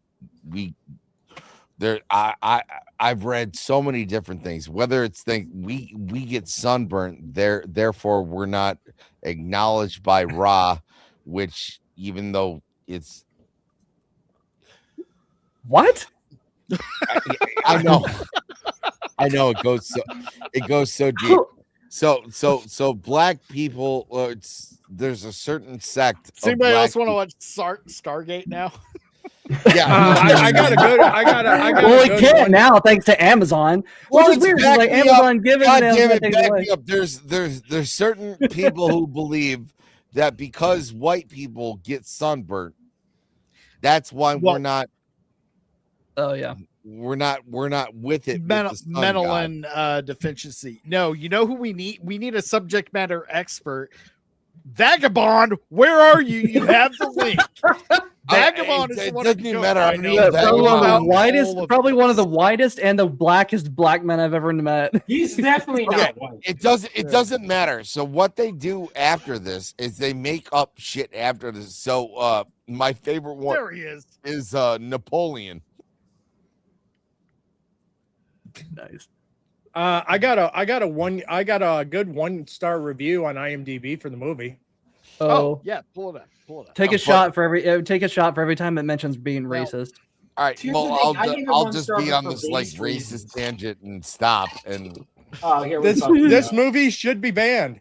Years ago, if someone told me there would be come a day that we would evolve back to the Nazi era where such things would be allowed, I wouldn't have believed it. Everything in this movie is wrong. Logic fallacy, bad reasoning. And if you like this, you really need to open a book up once a week. This is dangerous because it calls to violence against immigrants and wipe out their families. Yeah, 63 downvotes, 12 upvotes, by the way. Open once a book. This fucking sucks. Vagabond, help me. Well, hold on, real quick. The ones open a book once a week. What if they open Mein Kampf? Would that be okay? Yeah, well, someone mentioned Turner Diaries in the chat. What? That's a book. You know the person who wrote that. Read a book, like for example, the internalized whiteness books I read, or like the fucking other shit lib books. Read the Bible. By Robin DiAngelo. Like, piss off. It's the same thing.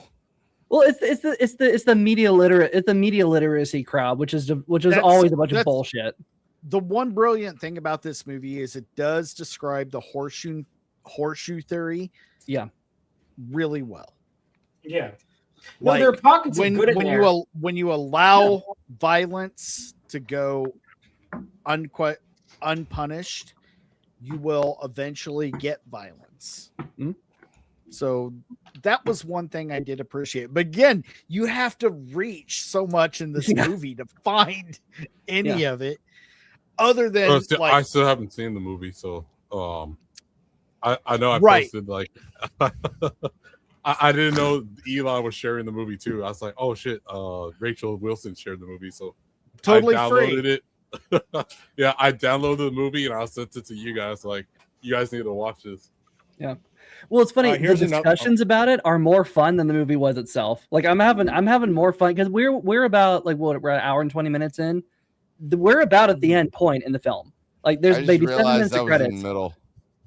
Oh well, like we're about at the end point in the film, and so we're having more fun talking about it than any of us did actually watching it. I was live messaging during, like, I was glued to the stream during the Michael movie, during Obsession, during this whole time. I'm like, this is gonna be fucking fun to talk about. Okay, real quick. Stupid. Was there feet or something in the movie? Because like, I hopped in I logged in here. I was watching my dog. Came in. I just heard my name like, Vagabond, where are you? So I was like, oh shit, what happened? Okay, no. Let me backtrack. Sammy was talking about. Sammy wants to start a race war. The basically what I would probably assume are the black Hebrew Israelites. No, the black Hebrew Israelites, and they're guys are nuts. They're the people without melanin that can get sunburned are not human. And I said, well, we need a subject matter expert. Vagabond, you taught me a lot about this. So here's the funny thing about that too. Anyway, so I have a new hobby.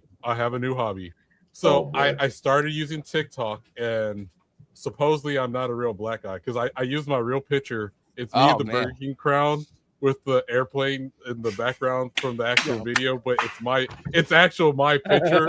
So supposedly I'm a fake black man. It's a white guy actually using the account. And my bio says I support Asian businesses. So because supposedly black people are boycotting Asian businesses right now. Oh yeah, that's news to me. So what? Why? Yeah. No, because there was yeah, Vagabond, you can tell. Okay, so there was this black kid. He was stealing some water from like a liquor store. Oh, that whole thing. Yeah. So the lady at the store was like, "Hey, put it back." So he put them back, and then the father and the son chased them out, and then the kid pulled out a gun, so they shot him. So so black people are boycotting Asian businesses. I'm supporting all my Asian businesses. Like I'm Panda Express. I love orange chicken. I ain't never stopped. You just want an Asian cosplayer to step on you. That's all you. That's as far as your patronage goes. No, here's what I also found on Instagram. I found 2 Japanese women in Japan that do hair and dreadlocks. So when I'm in Japan, I'm gonna get my hair done over there. So your hair did. That's probably the straightest and gayest thing you've ever said. Yeah, I don't give a shit. It's too hot Japanese women. So like, you are a man of many contradictions. They all blend together in a beautiful time. No, I earned 3 cents on Instagram this week. Twitter this week because I was on some debate over. I was on many debates. Some people kept kicking me off, but it all started because like. Some gay black dude was trying to argue with me on what the term racism means, and he used like a circular argument. He's like, racism is the system of racism. I'm like, that's plus a circular power. argument. What? And then plus power. I was like, that makes no sense. You just use racism twice in the definition of racism. That makes no sense. Water That's is a wet circular because argument. wet is water. So like the dude would mute me anytime I would like make any points or whatever, and like what he's like, you're not good. Some gay black dude voice is like, hey, you're okay, what you're not about to do is take over this conversation because I have the power here. I am the mod. So matter of fact, get your ass back down to the bottom or whatever. And then they would bring me back up. I need to start recording this shit because it's absolutely please do. I mean, to quote the incomparable Tywin Lannister, any man who says I am the king is no king. Yeah. I get them. Here's how it goes. So it's like when Lawrence or like Vagabond starts talking, I was like, I don't start swinging until they call them Macoon. Yeah, that's like no, fuck you. No, they're black guys with opinions. You dumb motherfuckers. They think so. I'm part of a community now, so I got invited to a group of people that like they just go on debates on TikTok or whatever. I mind you, my TikTok has no videos or it doesn't even link to my YouTube channel. So all they see is my name, the Runaway Vagabond, because they'll look me up and I purposely made my bio, I support Asian businesses. So you're like, oh, you're just here to troll. I'm about half an hour, you bitch. Okay, so I'm about to update the bio to be I support Asian businesses and I suck white toes. It's to be fair, I get them thinking that your image it might be fake because there are plenty of people who will make a black avatar who ain't black. What we talked about. No, so. I had so much fun just messing with these people that like I was meant to go to bed at like 8 o'clock one night, and it was like the next thing I know it's like 5 a.m. in the morning, and I'm still on TikTok just fucking with people. Yeah, but we were just talking about like how different people might regard you racially, and you're like, I'm just here to suck white toes. And well, like here's the funny thing. So there is this group, there's a panel. All funny. The first thing you said, but go ahead. Because these guys are retarded. So I went to this panel where they were like talking about having a revolution in America and like how they need to bubble white people and any black person that doesn't join along with them and everything. And so I didn't even ask to be on the panel. I just kept typing in the comments like, so who's oppressing you? And like a revolution for what? And like, so they brought me on. And so it was like me versus the whole panel or whatever. And then there was like one chick that was like calling herself a she they or some shit. And like the whole thing was retarded. But basically, they wouldn't let me talk. They just kept muting me anytime I said any points, and they like kick me off and then re-invite me back on and shit. So typical comments. I've gone to war with the TikTok audiences on multiple occasions. I've read them. I'm not even a TikTok person. The only reason that's why you were chosen, Vagabond, is because you're not a TikTok person. So that's why you will survive. Okay. Because you guys watch Andrew Wilson, because like he does this thing called on the Crucible called TikTok invasions. So this is how the whole thing started. So he did a TikTok invasion, and he was about to be on this black panel, and they kicked him off. And then after he gets kicked off, he lets the audience have their turn. So I was about to get on, then the person just ended the stream. So then ever since then, I just been surfing on there, and I'm like, just having fun. But yeah, that's just what I've been doing. Kicking ass and taking sounds like a winner to me. Yeah. Anybody has problems? What? Fuck the ass up. Yeah, man. Yo, so that's man. Vaughn, please try to be black or be like, give me another like, yeah, man. Yeah, man. Yeah. Yeah, motherfucker. Is that a Malta? Vaughn, give me a wish a motherfucker would. I wish a motherfucker would. Yeah, they got. Oh, do the blade? Some motherfuckers. Why am I being cast? This is hilarious. You're the whitest kid on the panel. Yeah, I got a real story to tell. We're going to talk about Wesley Snipes. So Vaughn, give me some of the. Okay, hot take. Wesley Snipes should have played T'Challa the whole entire time. Okay. He was going to. So if you don't know, Wesley Snipes actually knows actual African martial arts. So if you don't know, I do capoeira, or I used to do capoeira. I'm about to get back into it. And so in Oakland, they do this thing where it's like a whole African martial art conference. And Wesley Snipes shows up all the time because he actually does African martial arts. So you didn't need to do any choreography or any of that stuff. That stupid Wakanda forever. And get rid of that fucking purple herb shit, because that shit's retarded. Like Black Panther. Well, before, like earlier on, he was like Batman. He just had power. He didn't really have powers. It was just vibranium, and then he just had a suit. He knew a bunch. He was just an elite athlete, like level. No, like he knew a bunch of martial arts. That's not true. He was like chosen from his tribe, and well, like he's always had, from what I understand.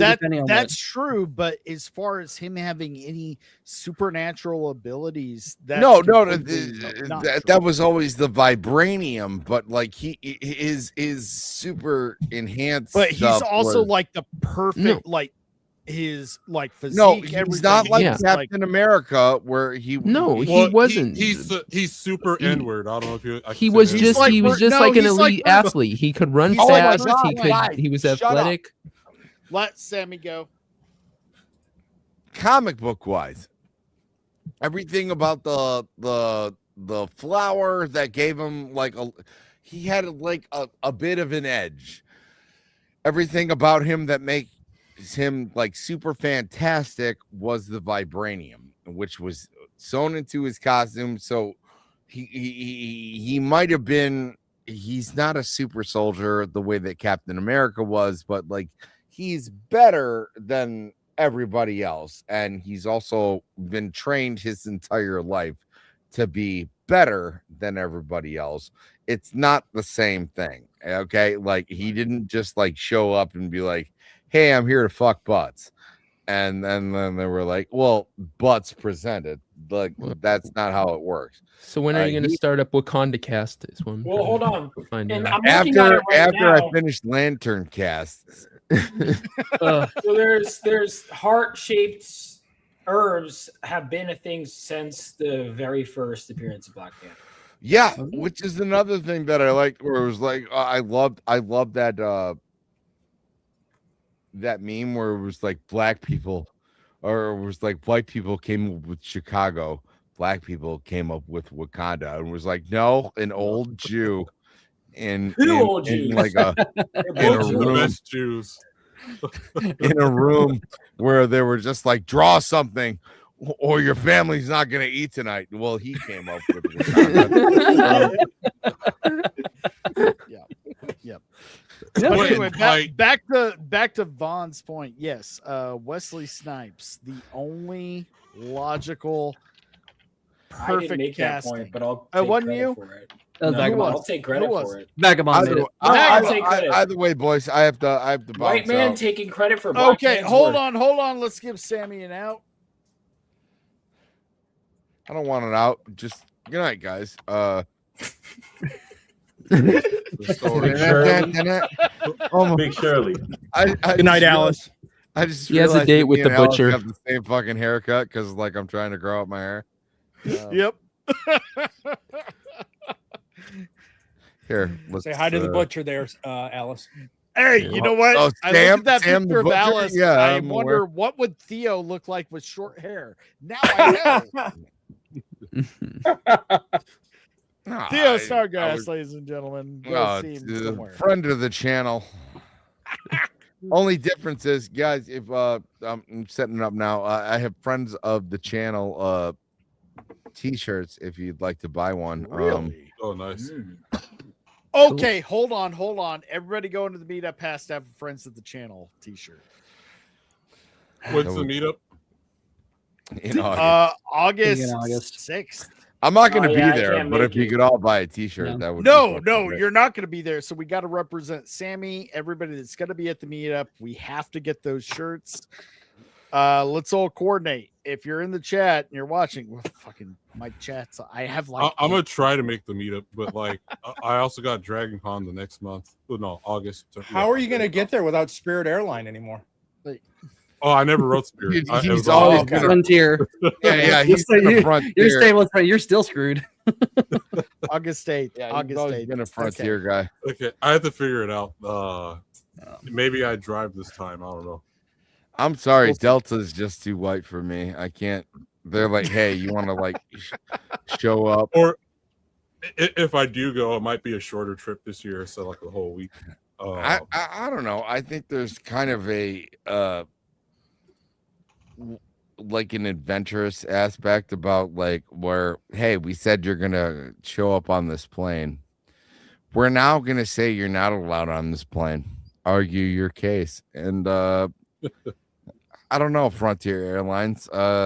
Maybe there's a fantasy aspect about that, but I'm probably just gonna buy Delta now. But I can understand when Spirit was around, where it was like, hey, we could fly you here for $75. Oh shit, you want to bring a bag? Well, that's gonna be $120. Yeah, don't do that. Yeah. Your flight is now $240, but I could just try to drive across and then I'll go to Vegas, go to California, and then come back. So I'll drive Vegas, San Diego, Tijuana, Mexico, then back to Georgia. Of course. I mean, if you're going to be all the way over there, you got to go to Hold Tijuana. on. Might as well. Before I leave, I want this for the rest of the class. Hey, Vagabond. Yeah. Why are you going to Tijuana? What's the reason? What's the reasoning? I don't know if I can say that. Why do you think? Oh, you dirty motherfucker. What are you doing? Oh, I don't think I can say what I'm going to do. Okay, yeah, okay. All right. I gotta go. Sammy 3-peat, ladies and gentlemen. you dirty motherfucker. I knew. You're like, I'm just going to Tijuana for a thing. Just gonna hang out. I'm going to Tijuana for some Chinese food. Okay, yeah. Right, I'm going there for the sweet. We all got it covered, right? I'm going there for the Mexican Coke. Oh, right, made with real sugar, right? No. Stop giving him white guy answers. No, he's going there. Going there for the poon. Yeah, it was like, that's why I'm going to Thailand for some stuff. Right. I just Fucking really, I degenerate. gotta have some pad thai like right now. No, I used to work in Mexico, but there is a spot where I was like the only black person. So he's like, bye, Sammy. He's gonna do it. He's gonna do it right now. It was like, I'm gonna give him the Scooby Doo, like, why are you doing this? And he's gonna explain it, and he's gonna totally vindicate himself. And he was like, Right. well, the real reason Or was like, incriminate himself. there's this place, that I like to go in Tijuana, and the flower only blooms every 10 years. And I read it. I was trying to convince my ex, that so I was going to rent a house in Tijuana before I moved to Georgia. And then, but okay, I don't mean to derail the stream, but yeah, that's a whole nother story. No, go for it. It's already been derailed. Who were we talking about? Citizen Vigilante? Who the fuck knows? Yeah. Well, there wasn't a whole lot to talk about. Like, it's just kind of. Okay, Vaughn so- Coleman is examining a blackhead on his leg, I think. Okay. Speaking of which, I was perusing Wikipedia looking at Black Panther. Did you guys know that there was a comic called All Negro Comics? Yes, I've Yes. seen it at multiple conventions. yeah, Really? What- Okay. That was, Yeah. I kind of want to. Hey, I've never really I talked to spit them. water I should fountain, next, next time I'll say, my good friend, hello, sir. Your book looks incredible. My good friend Strider, pictured here, and I'll show that picture of you. You know the one I'm talking guys, about. What? I have is to a go. big fan of your work. Okay, Sammy. Pictured here. Repeat. Bye. I love you. Bye. All right. Yeah. That is the what's the opposite Greatest of Irish co-host. goodbye? Vaughn, shut the fuck up. So Sammy, goodbye.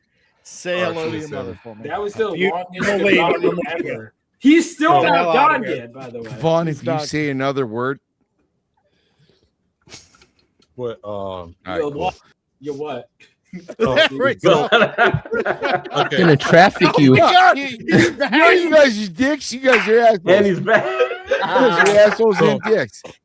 All right, you guys are This dicks is and the assholes. longest- That was the longest outro. Shut the fuck up, Vaughn. You fucking And it's, muppet. you know how I know it's the longest? Because it's still not fucking over. It's still not over. All right, yeah, Christ. everybody's laughing at you because. Because why? All right, Sam, you'll you come look crawling like back Kermit to the me. Frog. He's like, someday we'll find it. That's Battsauce. Battsauce is the one that's Kermit. Oh, my God. Actually, you're right. That's what's his nuts. He sounds That like is Battsauce. yeah, Battsauce that's- is Kermit. that's us. Yeah. It sounds like I don't know. Either way, you're a fag. I'll see you later. What? Okay, is he Okay. gone? God damn this! No, Nope. It's still going. Strider dreamed the dreams of kings. And No, you know, that's actually my Lawrence is favorite- The only my one here favorite- is he's the only one taking my stream seriously. Okay. Everyone else. Hey, I have sunglasses on. Okay. Hey, Vaughn, what are you drinking? I've been wondering. It looked like a Oh, multi-day. Beet juice, God. you like it. I'm kidding. It's beer. It's Drinking Sam dick. Adams. Holy fuck. Fucking home. All right, yeah. Dude, this is longer than the end of fucking Lord of the Rings. There you go. This was Where's the longer Lord? than Citizen Vigilante. So, if you don't know, too, in Tijuana they got the best churros on earth. Thank you Like- for that. That's contribution. fucking great. Yeah, what does that have to do with the Yeah. Citizen Vigilante? Dusted Well, I with don't cocaine and cinnamon. That's why they're awesome. I'm probably gonna watch Vigilante tonight, but I did Oh, of course. download it. You know what? If you didn't watch it before the stream today, it really doesn't fucking matter. Like we were saying before you got here, all of the best parts are just the parts that were posted on YouTube. Yeah. The rest of the movie is actually just terrible. See, I didn't even see the clips on YouTube. It just sounded awesome. We're just killing immigrants. Yeah, it does Right. sound I mean, awesome. bubbling immigrants. We're just The thing about bubbling immigrants. I was like, I got to see this. thing about it is, like, had this been handled by a competent writer director, I just want to know, how does Yui Ball, like, I've seen him in interview, he's a likable guy, Yeah. he's kind of based, but he also seems functionally retarded. He's unhinged, dude. Do you know he challenged critics of his movies to a boxing match, right? Yes. He beat the shit out of all of them. You know what? Sure. Why not? I mean, okay. So one of my favorite video games from the late 90s, early 2000s was Blood Rain, which had a perfectly easy translatable fucking story from game to film. Blood Rain, she's a fucking a vampire, a hot vampire chick killing Nazis. How do you fuck that up, right? Yui Boyle did. Not only that, but he had a great cast. He brought in fucking Michael Madsen. Wow, Michael Madsen, Billy Zane, Ben Kingsley. Oh, Meatloaf. Yeah, Michael Madsen, Ben Kingsley, Meatloaf. Now, Michael Madsen, I have a huge fucking admiration for. I think he's a great. I've also been told I look like him, which is kind of cool and kind of sucks at the same time because you do. He was morbid. That's why he played my favorite film villain of all time. So if you watch the Rogues intro, right, that's why I chose Mr. White. Yeah, or was it White? Is he Mr. I White? Was White? No, Mr. White was Harvey Keitel. Was he brown? Blonde. Mr. Blonde. Mr. Blonde. Thank you. Right. Yeah, I've been drinking beer for hours. So thank you for that. Yes, but that's my favorite movie villain of all time. He is just unapologetically evil. Yeah. He just everything about that character, like the closest second for favorite movie villains of all time would be Heath Ledger's Joker. Not my favorite Joker, but my favorite movie villain. Yes. Okay. There's a differentiation there. Yeah. I even saw Uwe Boll directed a movie about Darfur. Like the Darfur War back in 2011. Oh, like, God. Of all the people, I'm just imagining like a schlocky Rambo movie mentioning because Rambo 5, no, Rambo 4 did that with like the what was it, the Burmese Civil War. So I'm just imagining how bad his Darfur movie is. But here's the thing, man. This subject matter, nobody else was brave enough to actually tackle it. Now, what my big question is, was he actually trying to bring attention to a matter and show, like, deep down in his juvenile brain, like trying to show this is what will happen if you do not get things, straight, the horseshoe theory, or was he being exploitive? Because the movie does have, and the three of us that have seen it, myself, Vaughn, and you, Strider, there could be, is he just kind of like, oh, this is a hot button topic and I'm being kind of an exploitation flick? It could be a bit of that. I think there's some passion here. I do think I do too. He did a movie based on a similar shooting, which ironically was like, so I mean, well, I don't want to say ironically because it's not really, but he was like calling out QAnon shit, right? Because there was a shooting in Germany, but then he seems like a very just emotional, and that's not necessarily always a bad thing, but a very emotional person. And this is where I get it, where it's not really a script that was probably written from an angry place, and that's not necessarily unjustified or whatever. But and there were some good lines in there, like I said, but it wasn't like given the craft that I think he deserved. He has no craft. We've Right. seen enough of his movies. He doesn't. How does he keep getting funding to make movies at all? Dude, have you seen?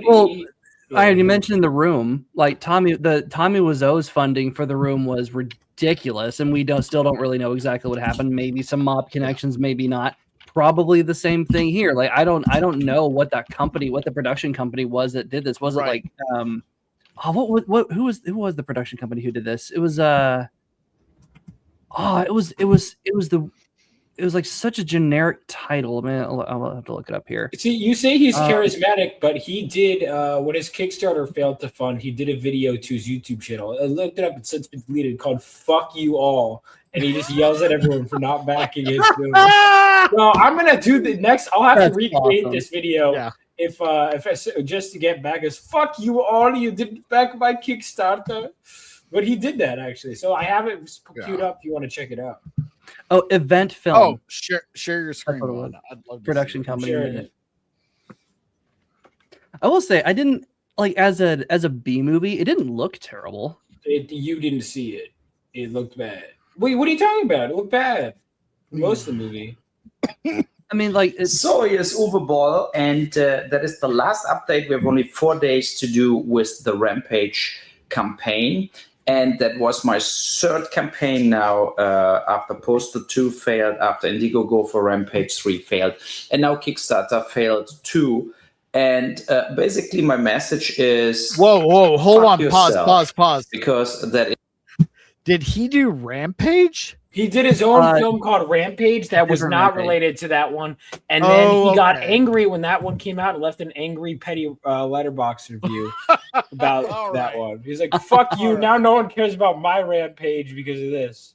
But my message is fuck yourself, because that is so fucking absurd. What retarded amateur idiots collecting money on that absurd websites. You know, we get approached by people like Kickstarter, do it, and you have hundreds, thousands of people contacting you to make a fast dime to say, I can push your campaign and I get 10% of whatever you collect. And it's all fucking bullshit, and I will never do it in my life again. For me, crowdfunding is absolutely dead. Goodbye. And it looks like nobody gives a shit about Rampage 3, so maybe I shouldn't do it then. I have enough money to play golf till I'm dead. And I was willing to do all of this as the campaigns to make any money. I want to do Rampage 3 because it is an important movie. But it looks like you're easier giving $600,000 if you make a movie about some retarded wizard in the forest. Or for another whatever Marvel Avengers bullshit dirt. So he's right about and that. goodbye Hollywood. So wow, he is so fucking petty.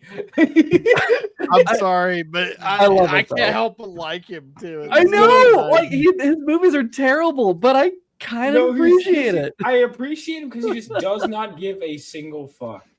Like he goes, his whole YouTube channel is. So I remember, like he'll be like, like when the Alec Baldwin thing happened, he's like, Alec Baldwin goes on Rampage, like he just fires up these streams, like he just says the most unhinged shit, on his streams.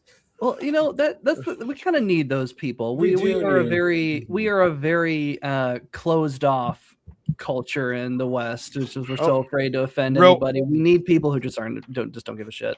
Real quick, Emerald, you've got your own stream coming up here in a few minutes, so tell everybody where to go right now. Right now? Yeah. Right now. Don't you have to? Yes, I do. Yes, coming yeah. up in about 5 minutes, in about 12 minutes is Essential Lux Podcast over on my channel on Rumble and over on Kick. Got the monetization all set up over on Kick. So if you want to support me there, I am buying a house. So anything that anyone wants to donate, I'd appreciate. It's expensive. Anyway, then on Tuesday at 6 p.m. PST over on my channel, Rumble and Kick, is What the Frack with Emerald and Tiny, where we're watching the remake of Battlestar Galactica because Tiny has never seen it before. Otherwise, catch me back here on this channel for Ironcast when we have it, and weekly Rogues Gallery. Oh, Cavecast in the mornings. And I did get on Bug's case for not showing up for his suggestion last night on the pub. So, all right. Everyone have a great night. Later, bro.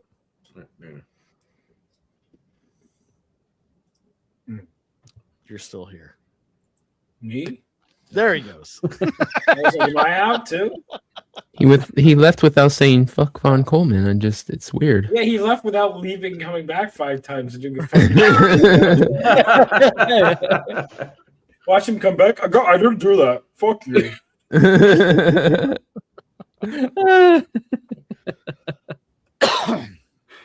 No. Now, one thing I did want to point out about this movie, there's a little bit of the contradiction, like what we're seeing, real life versus liberal fiction. So that pushes me toward the Punisher, which is a character very reminiscent of the character we see in this movie. But if we remember the only brutal scene of the whole fucking Punisher, because the rest of it was just fucking emotional snaz fucking fest, was the one where a roving gang, led by a almost Pete Davidson looking tattooed skinny white guy, is harassing the POCs of the neighborhood. Oh my god. While his multi-ethnic gang behind him is all conveniently wearing masks. So you only see that. Now, that's not reflective to real life. No. It's just not.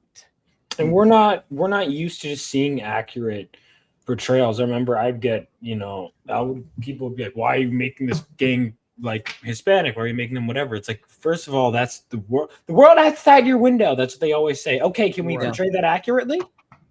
Yes, because for the most part, multi-ethnic gangs do not exist. No. Yeah, no. Racially diverse gangs. There are horrible gangs of all, shapes and colors, but that's not. And then the one led by the skinniest, most annoying fucking, again, Pete Davidson looking guy, who I was happy when he died. He was terrible. He stole the old man's dog. Yeah. I felt sorry for the old black man. But again, that's not reflective of what's actually going on. And had this story like this show come out in a different time when there was things weren't as bad as they actually are right now, nobody would have fucking cared. They're like, okay. Well, let's be honest about it. If you had a movie come out today that was about a black man taking out members of a neo-Nazi KKK group, right? Do you think any of the people who are bitching about this movie would have a problem with that? No, they wouldn't. Even though not at all. Variably, the KKK and neo-Nazis and shit is just a bunch of bullshit at this point. They have no power. They're not exist. Yeah, and nobody gives a fuck about them. But you would see the left paying for them to exist. Yeah, you would see the left championing and running with it like it's the best movie ever. This case, maybe it's not up to the level that they're trying to portray. Fine, if you want to make the argument, you want to have that fight about levels of migrant crime in Britain and all that shit, fine, go ahead. But to sit there and say that this movie has no legitimacy, that it's just based on this magical thing that is out of the clear blue and all fake, is also complete bullshit. Like I said, I'm probably not going to watch it because, like you guys said in the beginning, it's one of those movies where it's hyped up because of the subject matter. The thing more than the quality. So maybe I won't watch it, but I appreciate that somebody's freaking addressing something that people are talking about and has legitimacy, because there are people out there right now who are seeing, they're thinking, if any of these migrants came from my family, what would I do? And I think a lot of people in England right now, a lot of dudes are probably thinking that, like, is my wife going to be hurt walking to the store? Look at Ireland right now. Yeah. And this is what I want to kind of piggyback off of your point. Oh, I'm sorry, let me finish. Oh, real quick, I was just gonna say, in Ireland, it's already happened. They are, because I mean, of all the countries to fuck around, you're fucking around with Ireland. They only just stopped fighting with each other, and now they're shaking hands. That's a bad thing for all of you. Yeah, the IRA is not a distant memory as much as they might want. No, they're going back to car bombs before too long. I guarantee it. Yeah. those are probably the worst of the worst terrorists out there. Like they've been around since the 30s. Yeah, I stand with Ireland. Hell yeah. Now Devil, I don't know if you had a point, but if you did, I'll let you finish. But then I had. Oh, no, I'm done. I'm done. Yeah, I mean, look, I'll say this again. I think I would love to see better movies in this, and I will say, growing up my entire life, again, people know my background. So my dad and my uncle were killed in 9/11. My entire life, I was like, you can't talk about Islam or the shit they promote because, well, be careful, Vaughn. You're acting. Even the other day, I had people like, well, maybe you're just emotional because of your connection. I'm like, every single thing. Yeah, no shit. In the Quran. No. That's not the point. Every single thing that's there is in the Quran. It's factually proven that inbreeding is real. The symptoms of inbreeding include violence and low intelligence. These are the most inbred countries in the world. You have a culture that really breeds violence and has all of that. You have people that stand by it openly on the streets talking about or downplaying what actually happened. You have politicians doing it.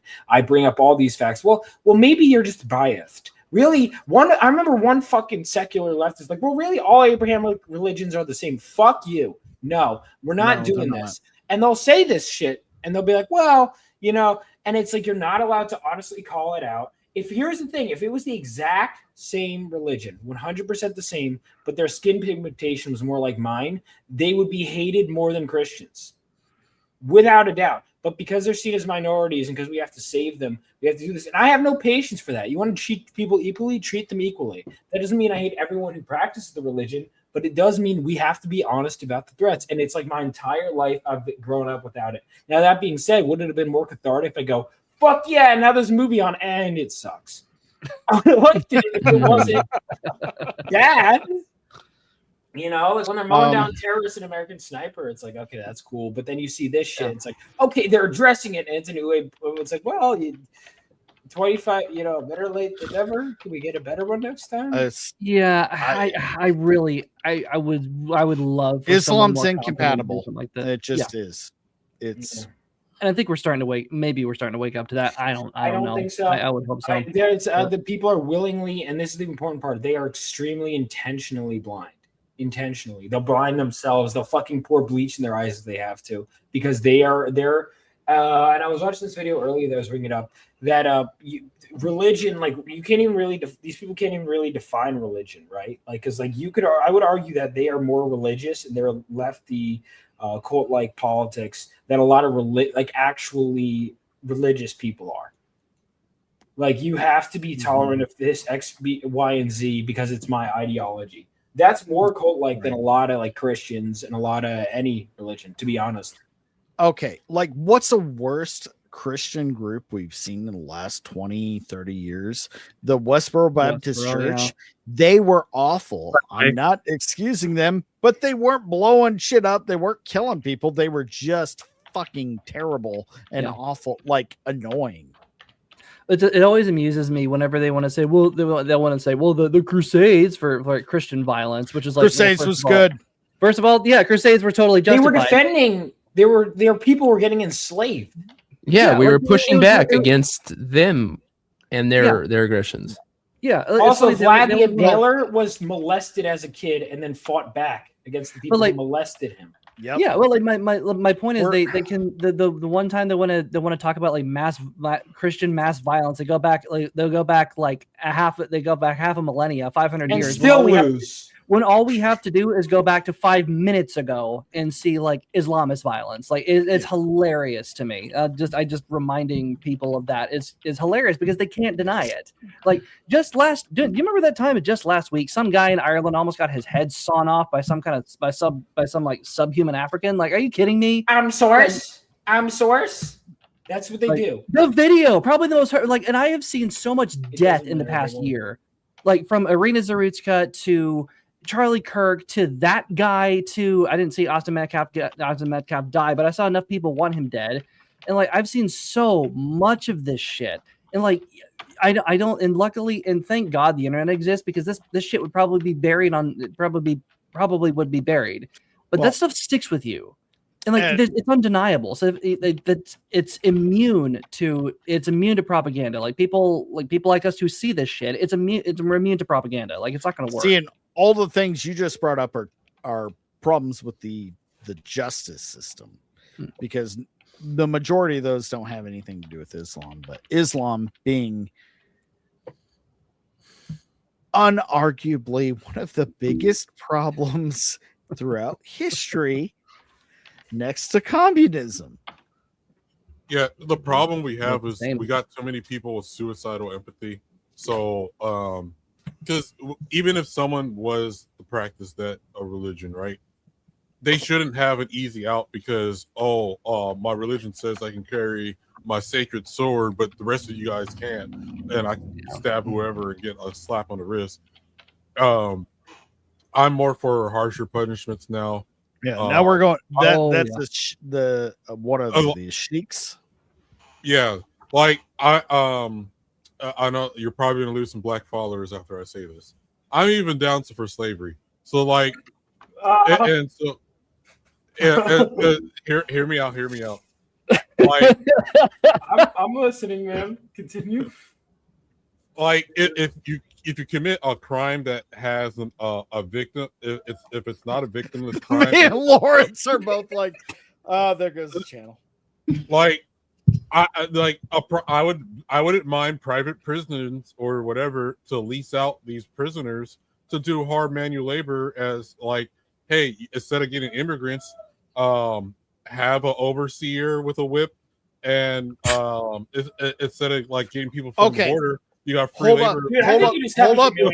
Hold up. Actually, okay. Vagabond, you're onto something, but I'm gonna like take away the whip and the overseer part. Okay.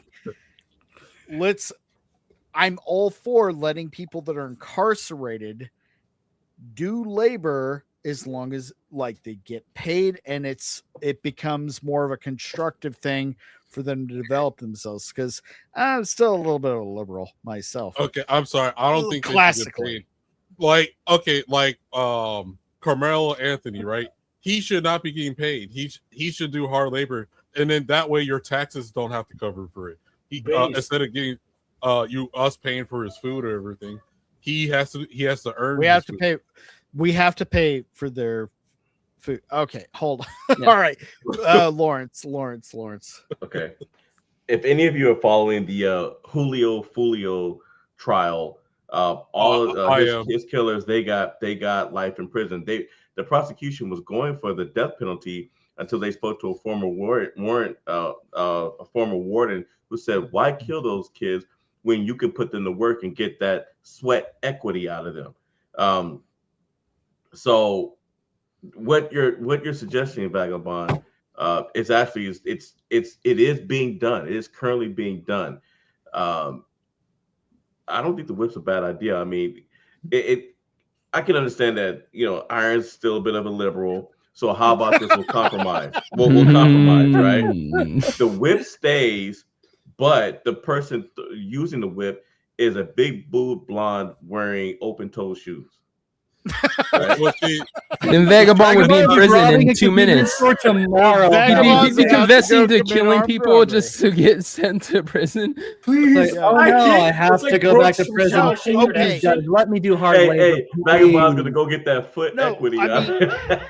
Dude, Brooks and Sean. By the way, hard labor refers to hold on to get myself some more fucking conservative credit here. All right. Like, I'm not saying like the whip and all that, like they're still going to be under control, but it's just to give people that are going to be incarcerated for the rest of their lives, no matter what, a sense of purpose and a sense to fucking bring this, like you've seen the Scared Straight things, right? Well, okay, from back in the day. Now hold on, let me finish real quick. If they have a purpose and everything and doing stuff, and then can say, yeah, don't do what I did, you know what I'm saying, yeah. Right? Okay. I mean, I know I'm being hyperbolic, but if you're just like whipping a motherfucker, then there's no fucking chance. What's wrong with that? The melanin grows back. Oh god damn it, you guys!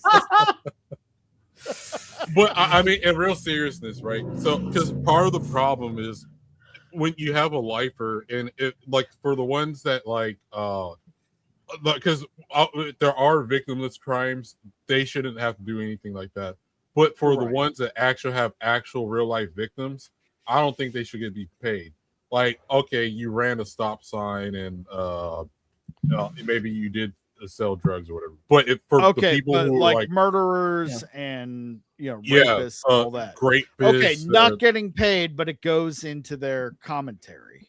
Something. Yeah, like for instance, like they shouldn't be getting to buy Cheetos and stuff and out of our tax dollars. You need to work for your slop. I'm serious. Like, I'm just saying. I mean, you want your bacon. Okay, so they get no commentary, but they have to work to get the shit macaroni and cheese chili mixture that may or may not have glass mixed in with it. Yeah, like because the problem is because all right, you're not off base. Okay, you're not wrong. No, I think actually fuck all that. Like, let's just bring back the death penalty and make it fucking streamlined. No more of this 20-year fucking appeal bullshit. Well, I agree with you on that too. But like, okay, so for whatever reason, okay, you got the people who have a lifetime sentence. Prisons are overcrowded, but then we're footing the bill to keep these guys alive. No, put them to work, and so we're not paying. I agree. Like, no, I agree. Put them like road crewers or something like construction. I don't know. Yeah, like right now, my county. But then those are jobs they're stealing from people that need those jobs. Oh no, I'll give you an example, right? So in my county, like in a lot of southern states, right, you got people who illegally dump. So in my county, what I could do, I could take a picture of the trash that someone dumped in like by the woods or whatever, and like I just saw walking my dogs, send it to the local sheriff's department, and the sheriff's department is like, oh hell no. So you know what? Let me round up some of these boys that we got locked up here. And they bring them out. They got the guy watching them. He's the overseer. And they go pick up all the trash. And I got a clean neighborhood. That's actually great. Like cleaning up public space. Yeah, that's a good idea. Have them cleaning up graffiti, stuff like that. That'd be great. No, that's like put them to work. But then again, that also gives them a opportunity for escape. You don't want to escape to my county. I'm just saying. We stick the dogs on you.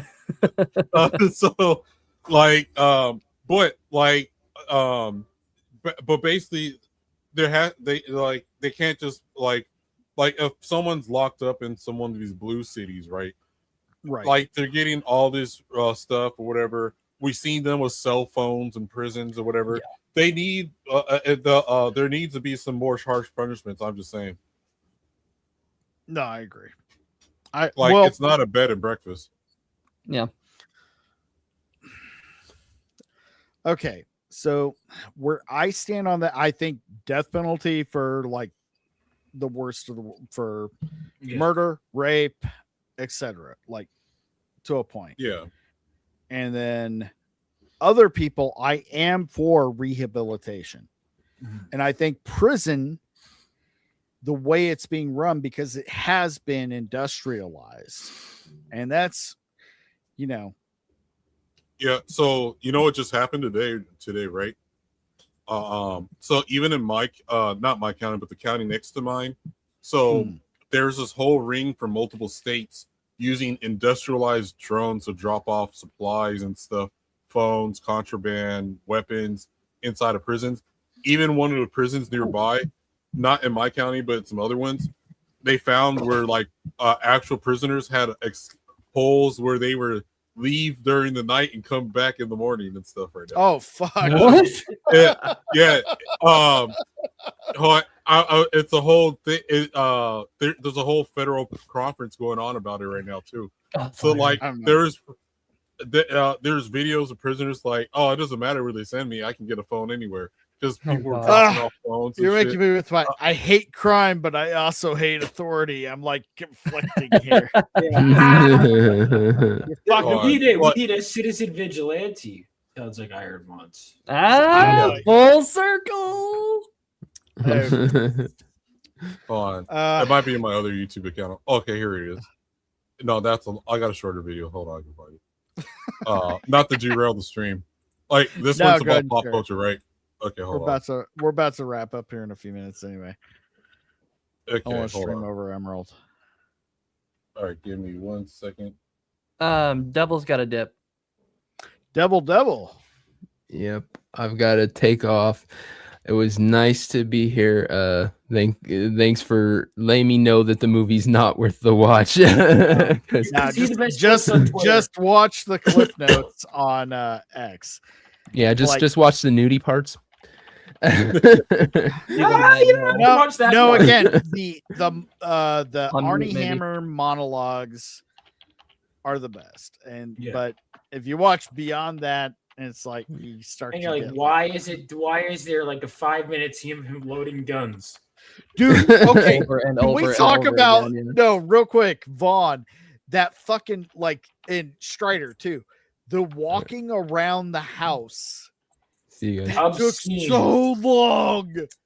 And because he was, this is what I'm saying. The movie could have been half as long, and nothing would have been lost.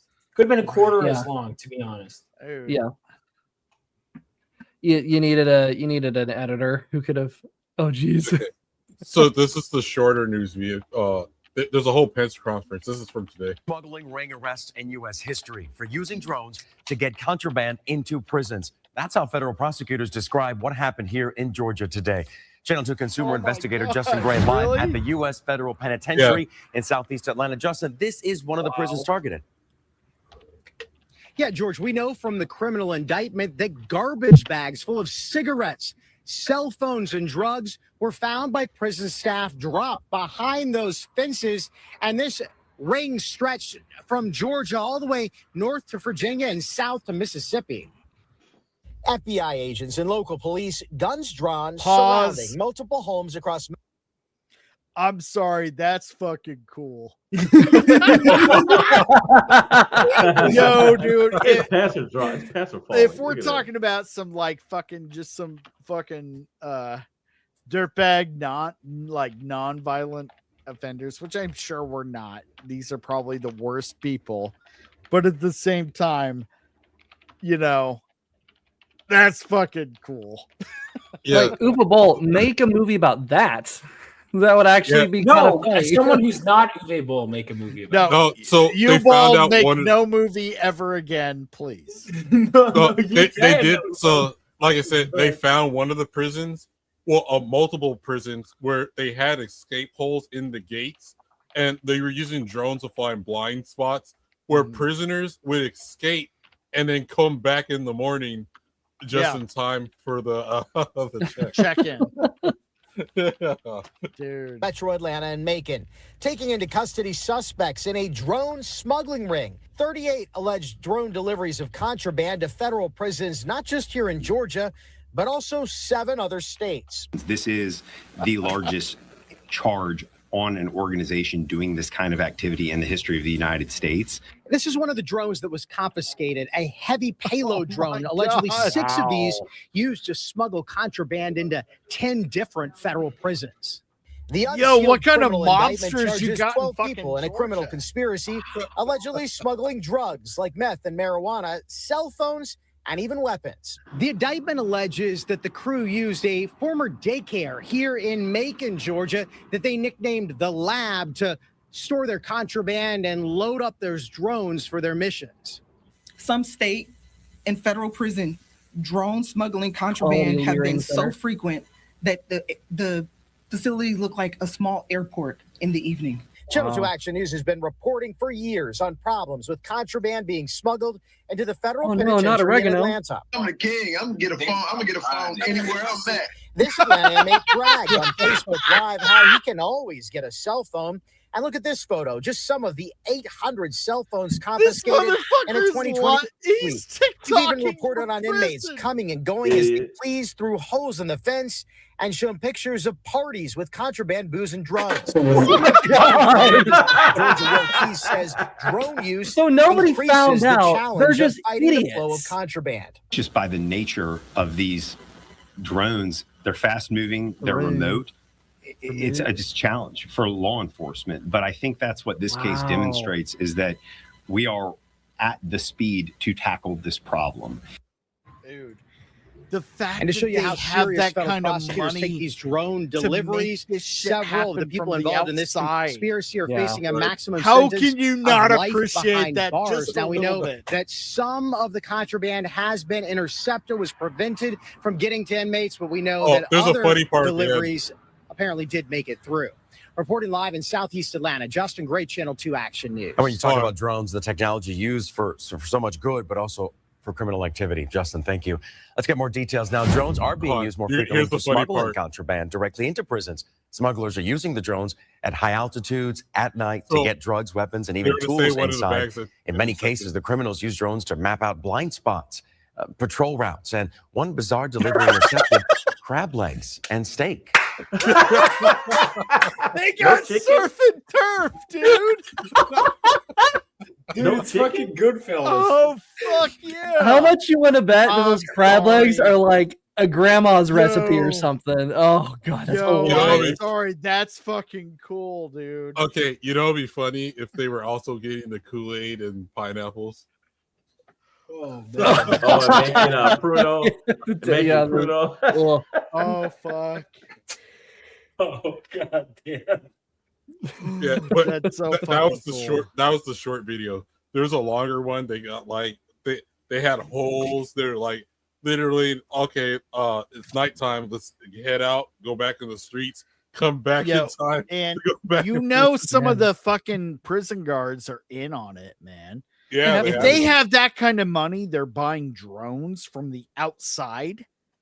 Yeah. Those are loud. Like even the small ones, I can hear clear as day. I mean, they're really noisy. I can't imagine one like that. That's a damn Apache helicopter. You ain't. I'm sure these are the worst of the worst kind of people, but that's so fucking cool. If all they're doing is smuggling in like booze and food, fine, but it's drugs and weapons and contraband and like all sorts of nasty shit. Well, this was a shorter video. There's a longer actual press conference. Well, like some of these guys are leaving and coming back in. So like, imagine them. They could go do a drive-by and come back in at night. Like, I was here the whole time. Yeah, I was here. Wow. Right. And I want to be okay. So I'm going to be honest here. So if we're talking about like the worst of the worst and everything, we need to bring in that what's that the country with the super prison? Salvador. El Salvador. Yep. El Salvador. We just have to classify all gangs, organized crime, terrorist groups, like just fucking hammer all of that in. Antifa, fucking gangs, all of it, and get them all in there. The and then all of problem a sudden, nobody's joining. Well, the problem too, it is a recent phenomenon. Everyone's getting slaps on the wrist. Like the person who the Zarina Security or whatever. Yeah, I'm sorry, I don't know how to say her name. Irina Like the guy got up 75 times.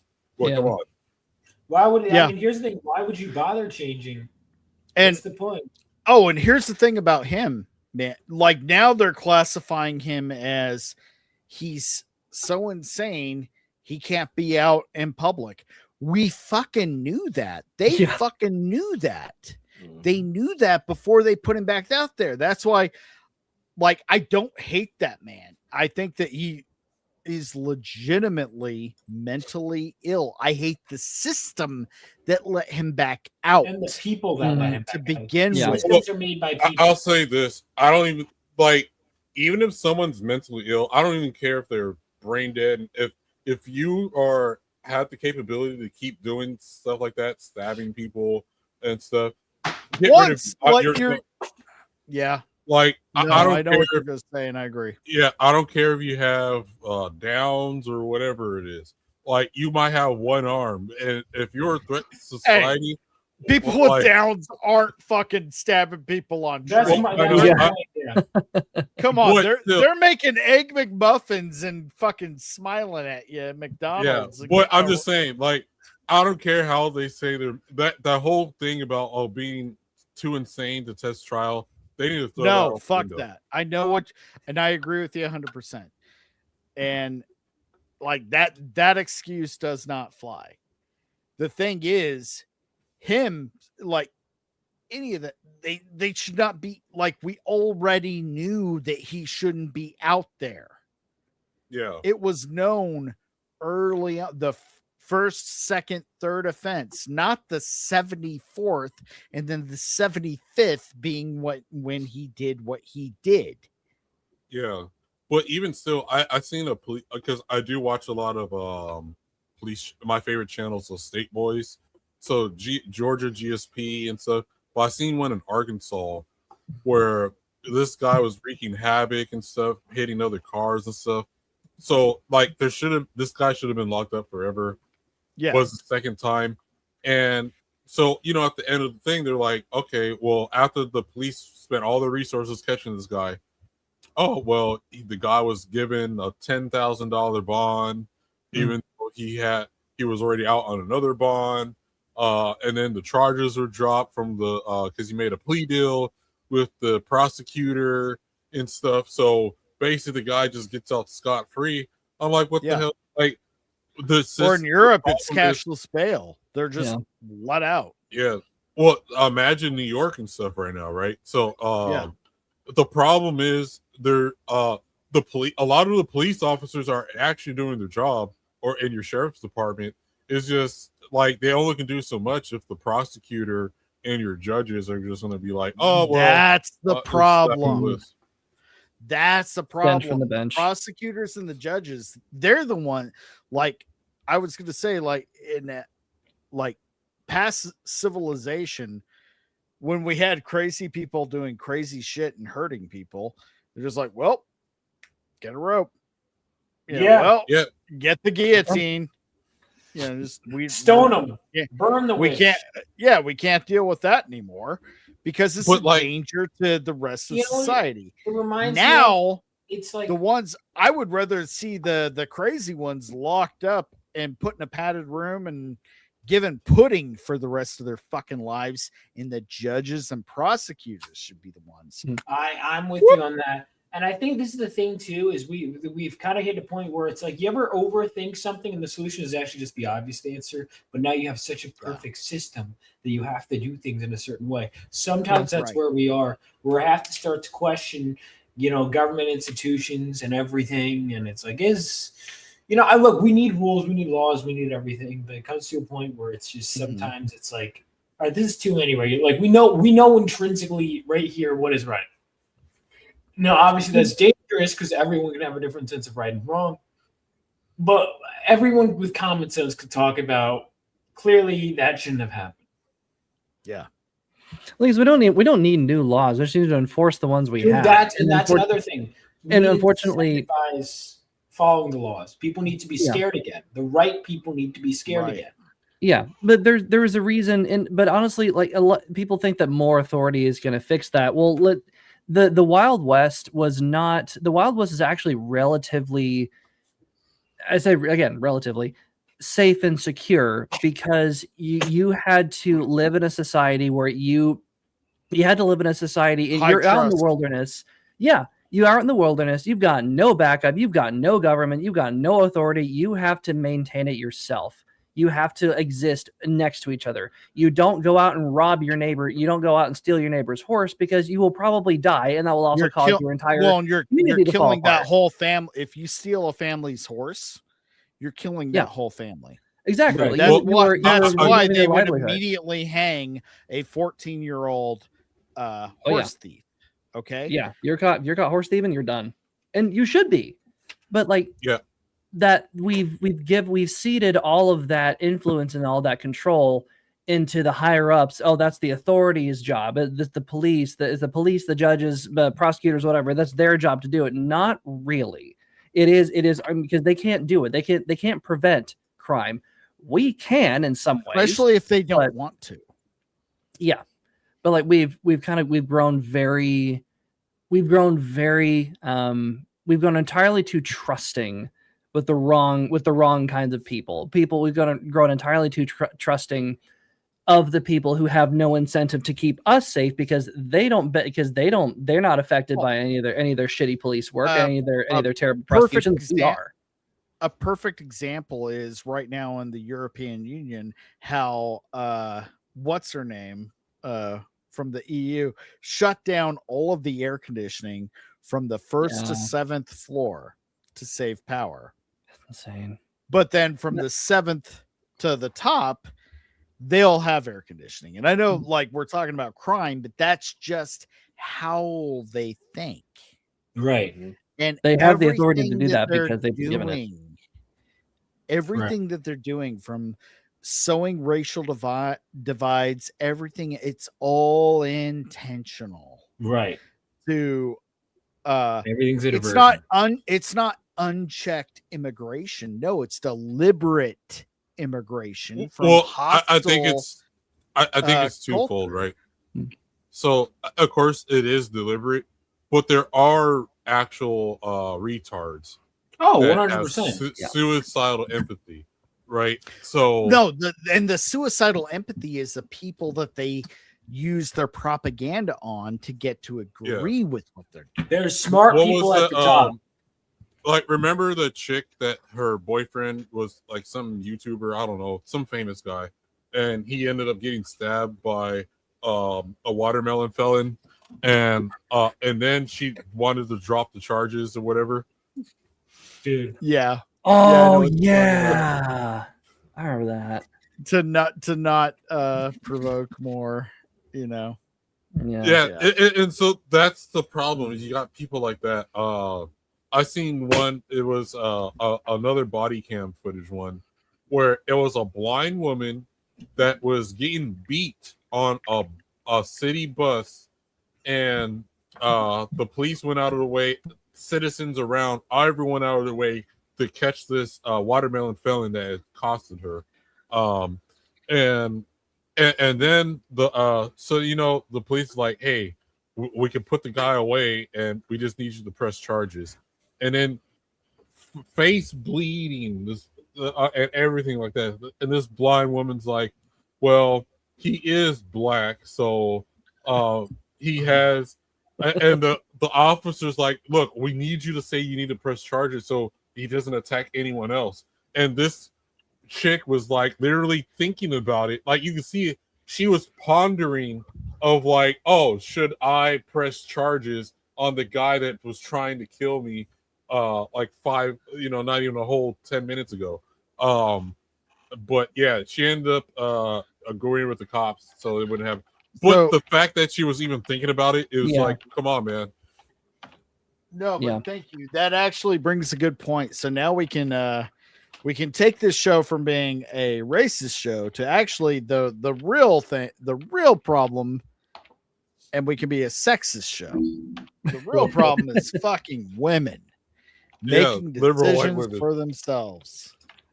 Well, I'll say black women even blind liberal women. Oh, yo, that's another thing that's funny, man. The only, like, you know, you see all those like viral videos on X and everything of like different things happening, like just rage bait, you know, black people going crazy. Like, I don't see that. Like, but when I do, it's women. Yeah. And when I do see it, there's always 1, 2, 3 black guys behind me going, oh, fuck this bullshit. Like, what the fuck, man? Okay, I did find the video of someone else talking over it. But it's a long video. But it's like, because you want to reach in the screen and like slap the woman yourself, like to like talk some sense into her. Mm-hmm. Like, come on, like the police officers like literally like, hey, I can't lock this person up if you don't want to press charges. Come on, you need to press charges. They could attack somebody else. And the person was like, was this in the United States or another country? This is the United States. What the fuck, dude? Most of this, like, you can't get into a yelling match with your significant other without, oh well, hey, we got a noise complaint. They said that there was an argument, and then they're taking one or both parties away for domestic violence. Like, yeah. Dude, well, it's a crime against the state. Are you fucking kidding me? Yeah, so the dude beat up the bus driver while the bus was driving, then went to attack the blind woman, got out the bus, and then they end up fighting the guy, and the guy was like, "Oh, I didn't do nothing. You just targeted me because I'm black." She she has to press charges? Are you fucking serious? Yeah, let me this see. This should be a crime against the state. Oh Christ! Well, let me see what's. I found a video. Let me see.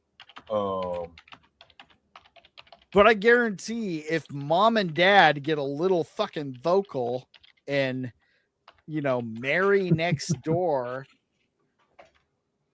thinks she has to call the cops and they're going to fucking jail. Jesus fucking Christ. I'm not advocating for domestic violence. I'm just saying the domestic violence charges. And those are going to exist. Far too liberally applied. Yeah. And here's the funny thing: the guy that attacked the chick, it was his 44th crime. Oh God! Fucking hell, dude! And she does eventually press charges, but she was pondering on just letting him go because he was black. Well, you remember the Democrat staff member that was stabbed on the street. Remember that whole story?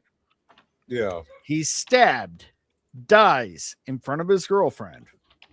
The girlfriend, her first response was to say that she doesn't want to advocate for immigrant or racial violence because of the stabber's legal status and ethnicity, which Lord. Well, spoiler alert, both of which. Hey, Emily. I found the Arch twins talking about the same video. So while you're doing that, I'm afraid I've got to bounce. But all right, we're gonna wrap up. We're gonna wrap up pretty soon. So Strider, well, all you got coming up, you're gonna be on here next week, right? Yeah. All right, cool. All right, cool. All right, Strider, everybody. Up, y'all. All right, y'all have a good night. And later, bud. All right, see you. And then just Strider heading out, or we all heading out? We all closing? We'll talk for another 10 minutes. Because I was about to head out too. I'm ready to pass out. I got up at 6 a.m. But I've been busy almost every weekend. I'm gonna try and come on Rose more. I love it. This has been fun. I'm glad I got back. We're probably gonna have Phil Diaz on next week. I'll be ready next week. I'll be here. Actually, so finally, for fucking once. All right. So cool. Peace out, guys. Yeah, check out my channel. I'm going to be finally doing some solo streams of my own, but I got up early and I have to wake up early again. So I'm going to bounce. Great talking with you guys. Miss you guys. Same here. Peace. Same here.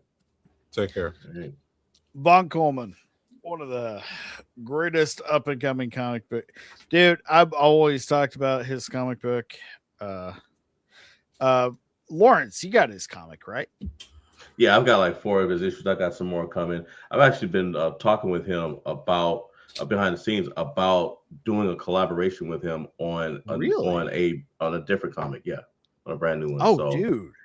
Yeah. Oh, that's fucking cool. I was gonna pitch the Iron Scream. You thought that was just a slogan. That was actually a comic based on you and Selena that I actually made up. You're that was actually a real one that I wrote down. Oh, that's fucking cool. Do you want to give any details about it, or you want to keep it a little? I'll keep it a little because I'll keep it, just a little. That way, when it's time, he and I both can talk about it because things are still being worked out. But I will say that just to throw some stuff out. So I am working on a prototype for a couple of board games. the class that I'm in right now is working great. I actually came up with a prototype for a card game that I'm gonna be reaching out to publishers, to distribute, and some others are gonna take a little bit more Print time. Ninja. But Print Ninja. Print Ninja. Yes. Okay. Look them up. All right. I'll write them down.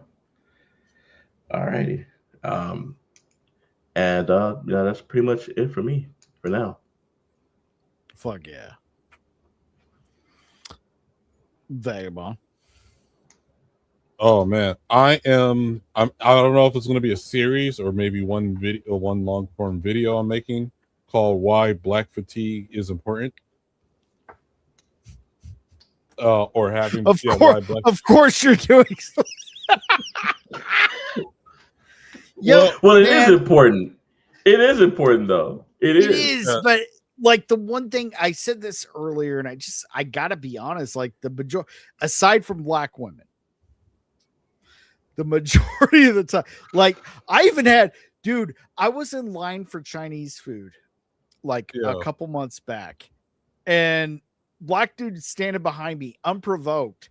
And I think this is a sign of like, I think black guilt is now starting to be a thing. Like we've all heard about white guilt.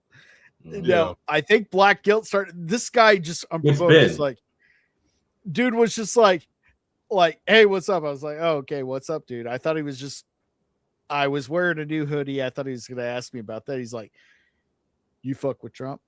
I was like, yeah. He's like, yeah, me too.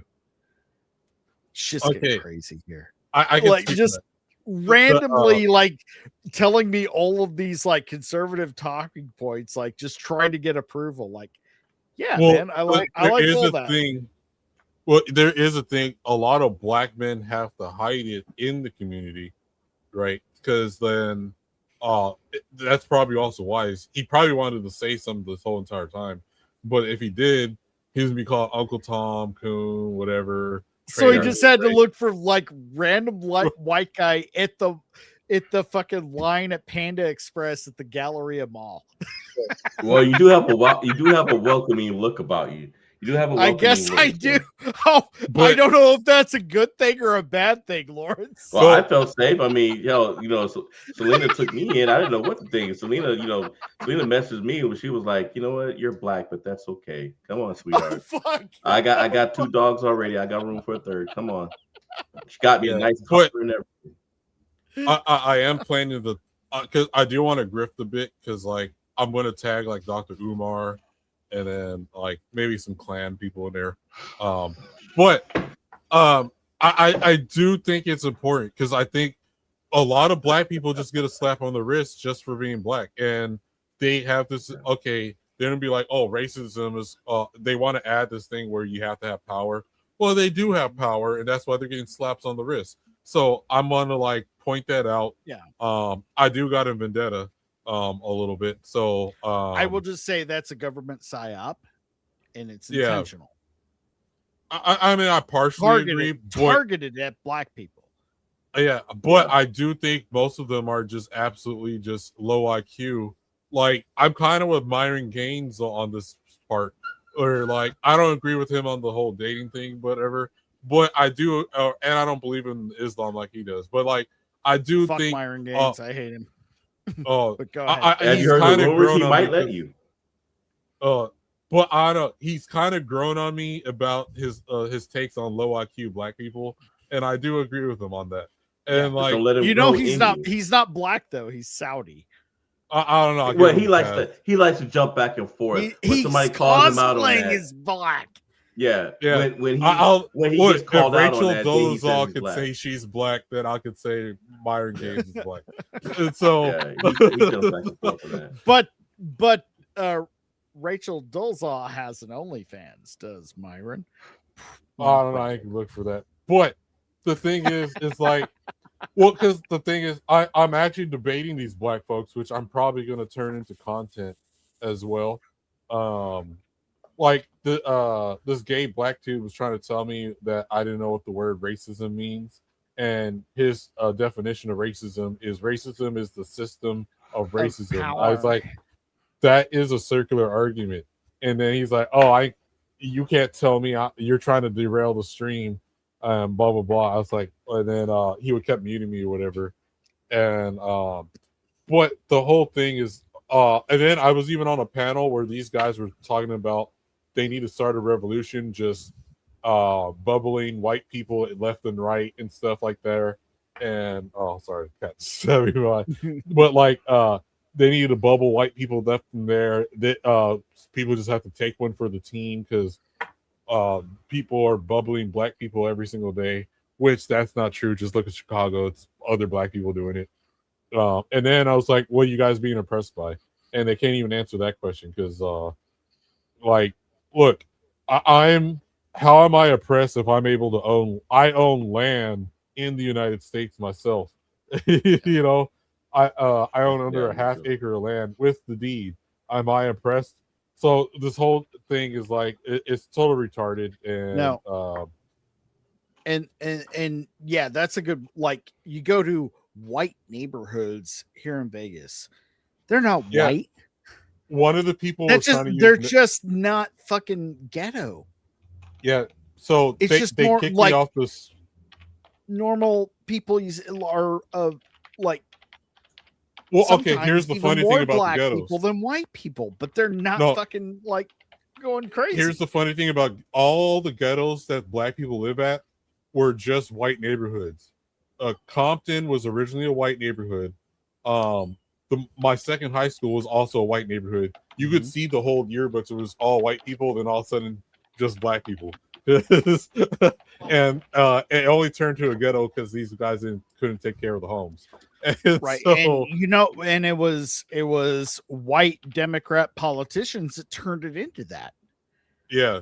But here's the funny thing. These guys will bring up Nat Turner and like, oh, we got to be like Nat Turner because he was just murking anyone that was white.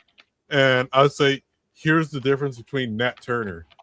Nat Turner couldn't buy an airplane ticket to fly to Africa right now.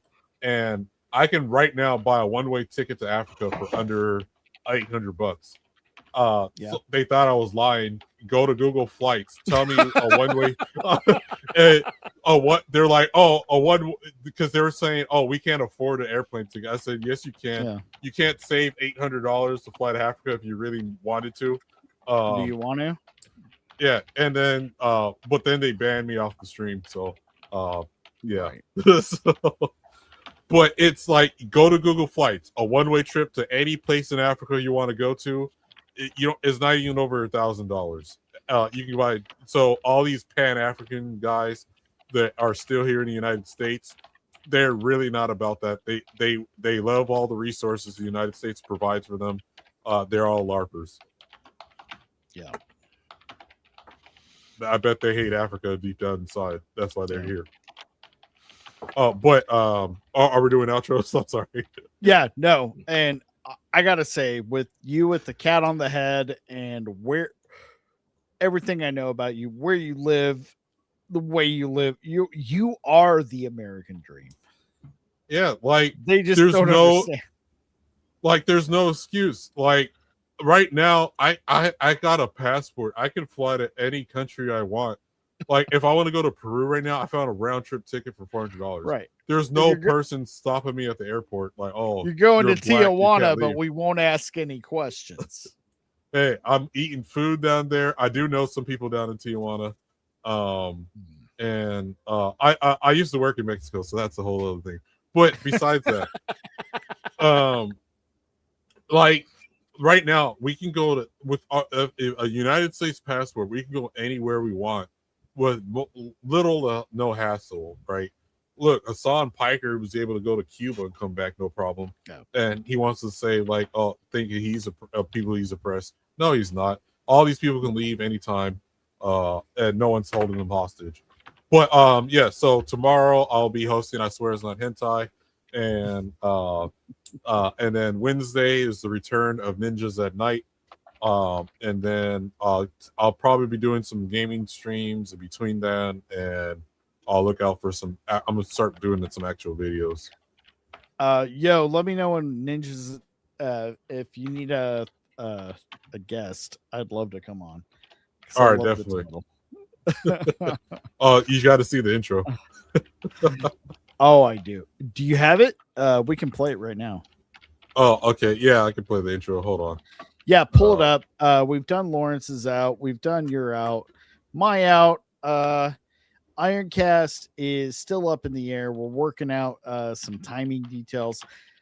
Last week was a big fucking shit show because I don't know if I told this on stream earlier, but yeah, I was checking the mail and I ate shit on the pavement and fucked up my arm so bad. Shit. I just took off the ace bandage. I tried a sling, that wasn't working, so I had the ace bandage. That was a little better. I've got these lidocaine patches. It's just I need to use my arm, but I like. So I was actually trying to eat breakfast today. Like trying to make eggs with one hand, almost impossible. Like if you want sunny side up or over easy, shit ain't happening. No, it's not. It's definitely not happening. But then, like, my wife is she's not laughing at me. She's like desperately trying to get me to go to the doctor, and I think it's unnecessary. But I'm trying to eat bacon. I'm like, it's not like this is as close to my head as I can get this arm. I'm having a bad time. Oh man. All right, so let's see Vagabond's new intro. Okay. And Hold on. I just put call it night. All right. Hold on. It's after right this, so yeah. Late night dojo. It's gonna be funny. Mask on. Mike's hot. The moon is up. The squad is live. Ninjas at night. Yeah. It's late night, light, slow, max on tight. 3 voices in the shadows, what the ninjas at night. MMA crease on the mic, yeah, he keep the same. Trying to hold the crew down when we go off the chain. Vagabond in the cut, yeah, he wild with the speech. Degenerate thoughts, probably talking about feet. Chronicling man, rapping queen energy, causing chaos tonight. Games, real talk, whatever feels right. Pop culture, smoke bombs, disappear in the night. Good vibes, sharp tongues, no script in sight. Kick back, tune in, this Ninjas at Night. Ninjas at night, yeah, we outside. Late night laughs with the whole squad live. The raccoons, oh my god. Oh my fucking god, dude.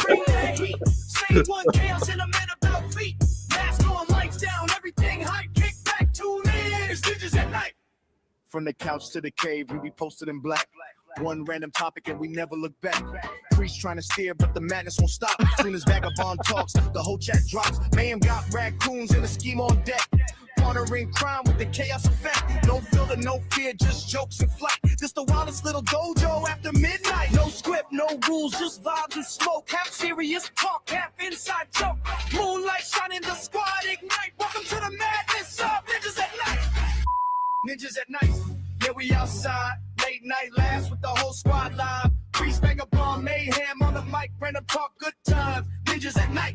Ninjas at Night, yeah, we bring that heat. Same one, chaos in a man about feet. Mask on, lights down, everything high. Kick back, tune in, it's Ninjas at Night. MMA creeps. That is same one. Fucking amazing. Vagabond, don't check your search history. Chronically mayhem. Partner in crime. Random topics. Okay, I got some questions. Okay. All right, did you use how did you make the song? Okay, the song was I wrote it in I didn't write it. I did I wrote a prompt based on the descriptions of me, Crease, and Sophie, and I put it in Suno. Not Suno, Sunado, which is a different one that's kind of related to Suno.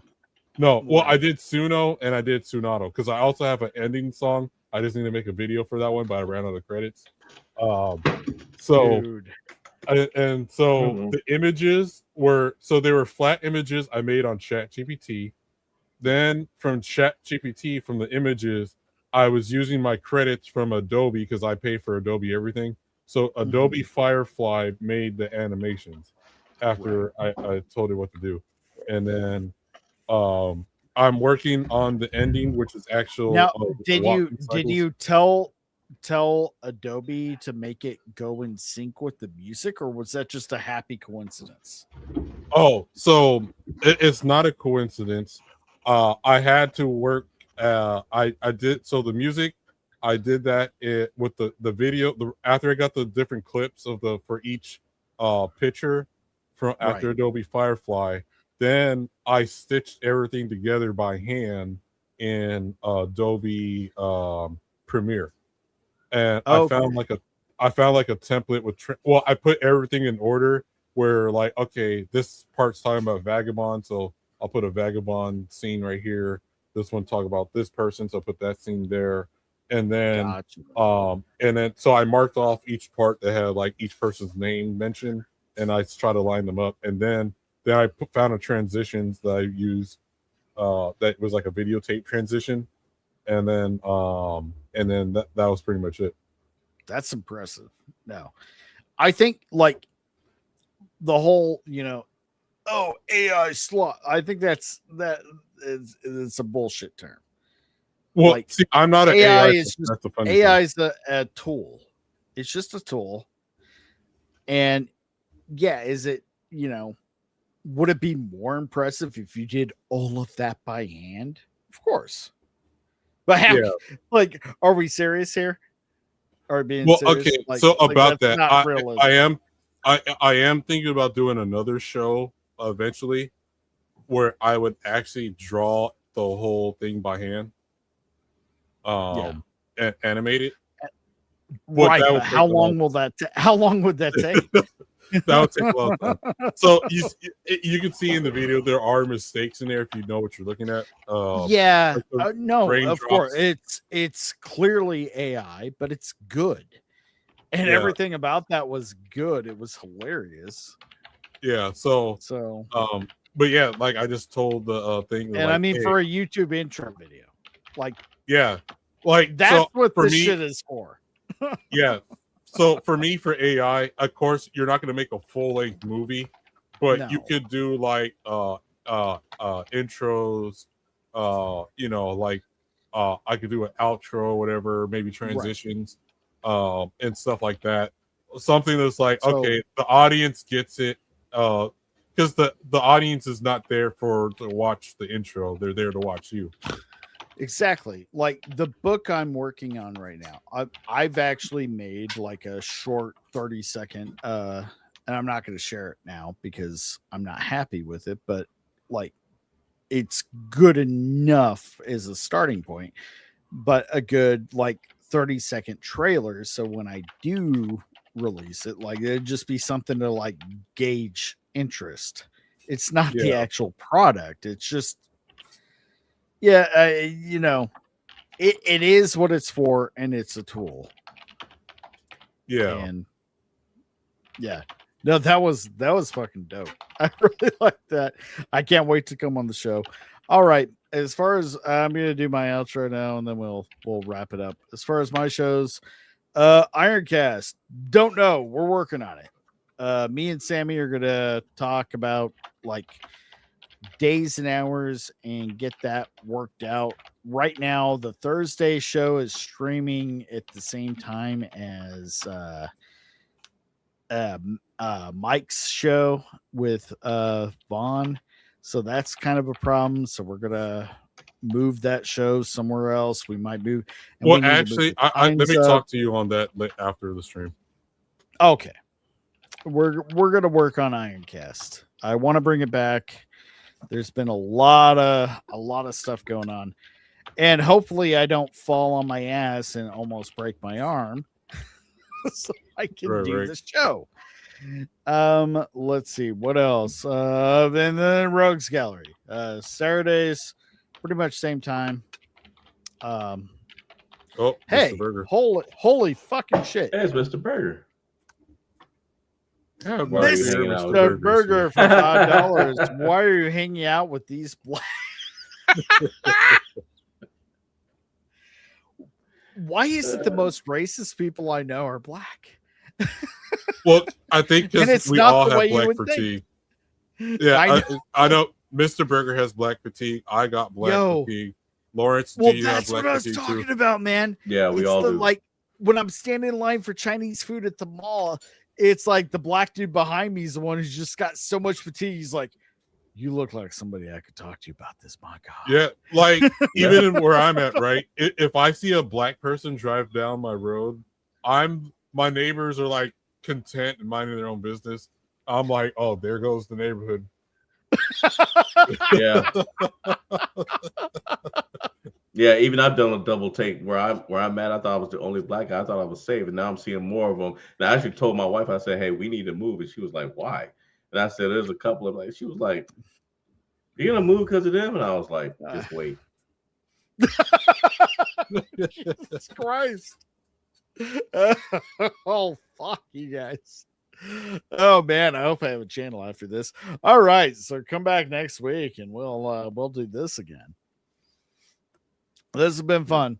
Oh, and by the way, tonight, because we just saw Mr. Burger for $5, and thank you again. You didn't have to do that.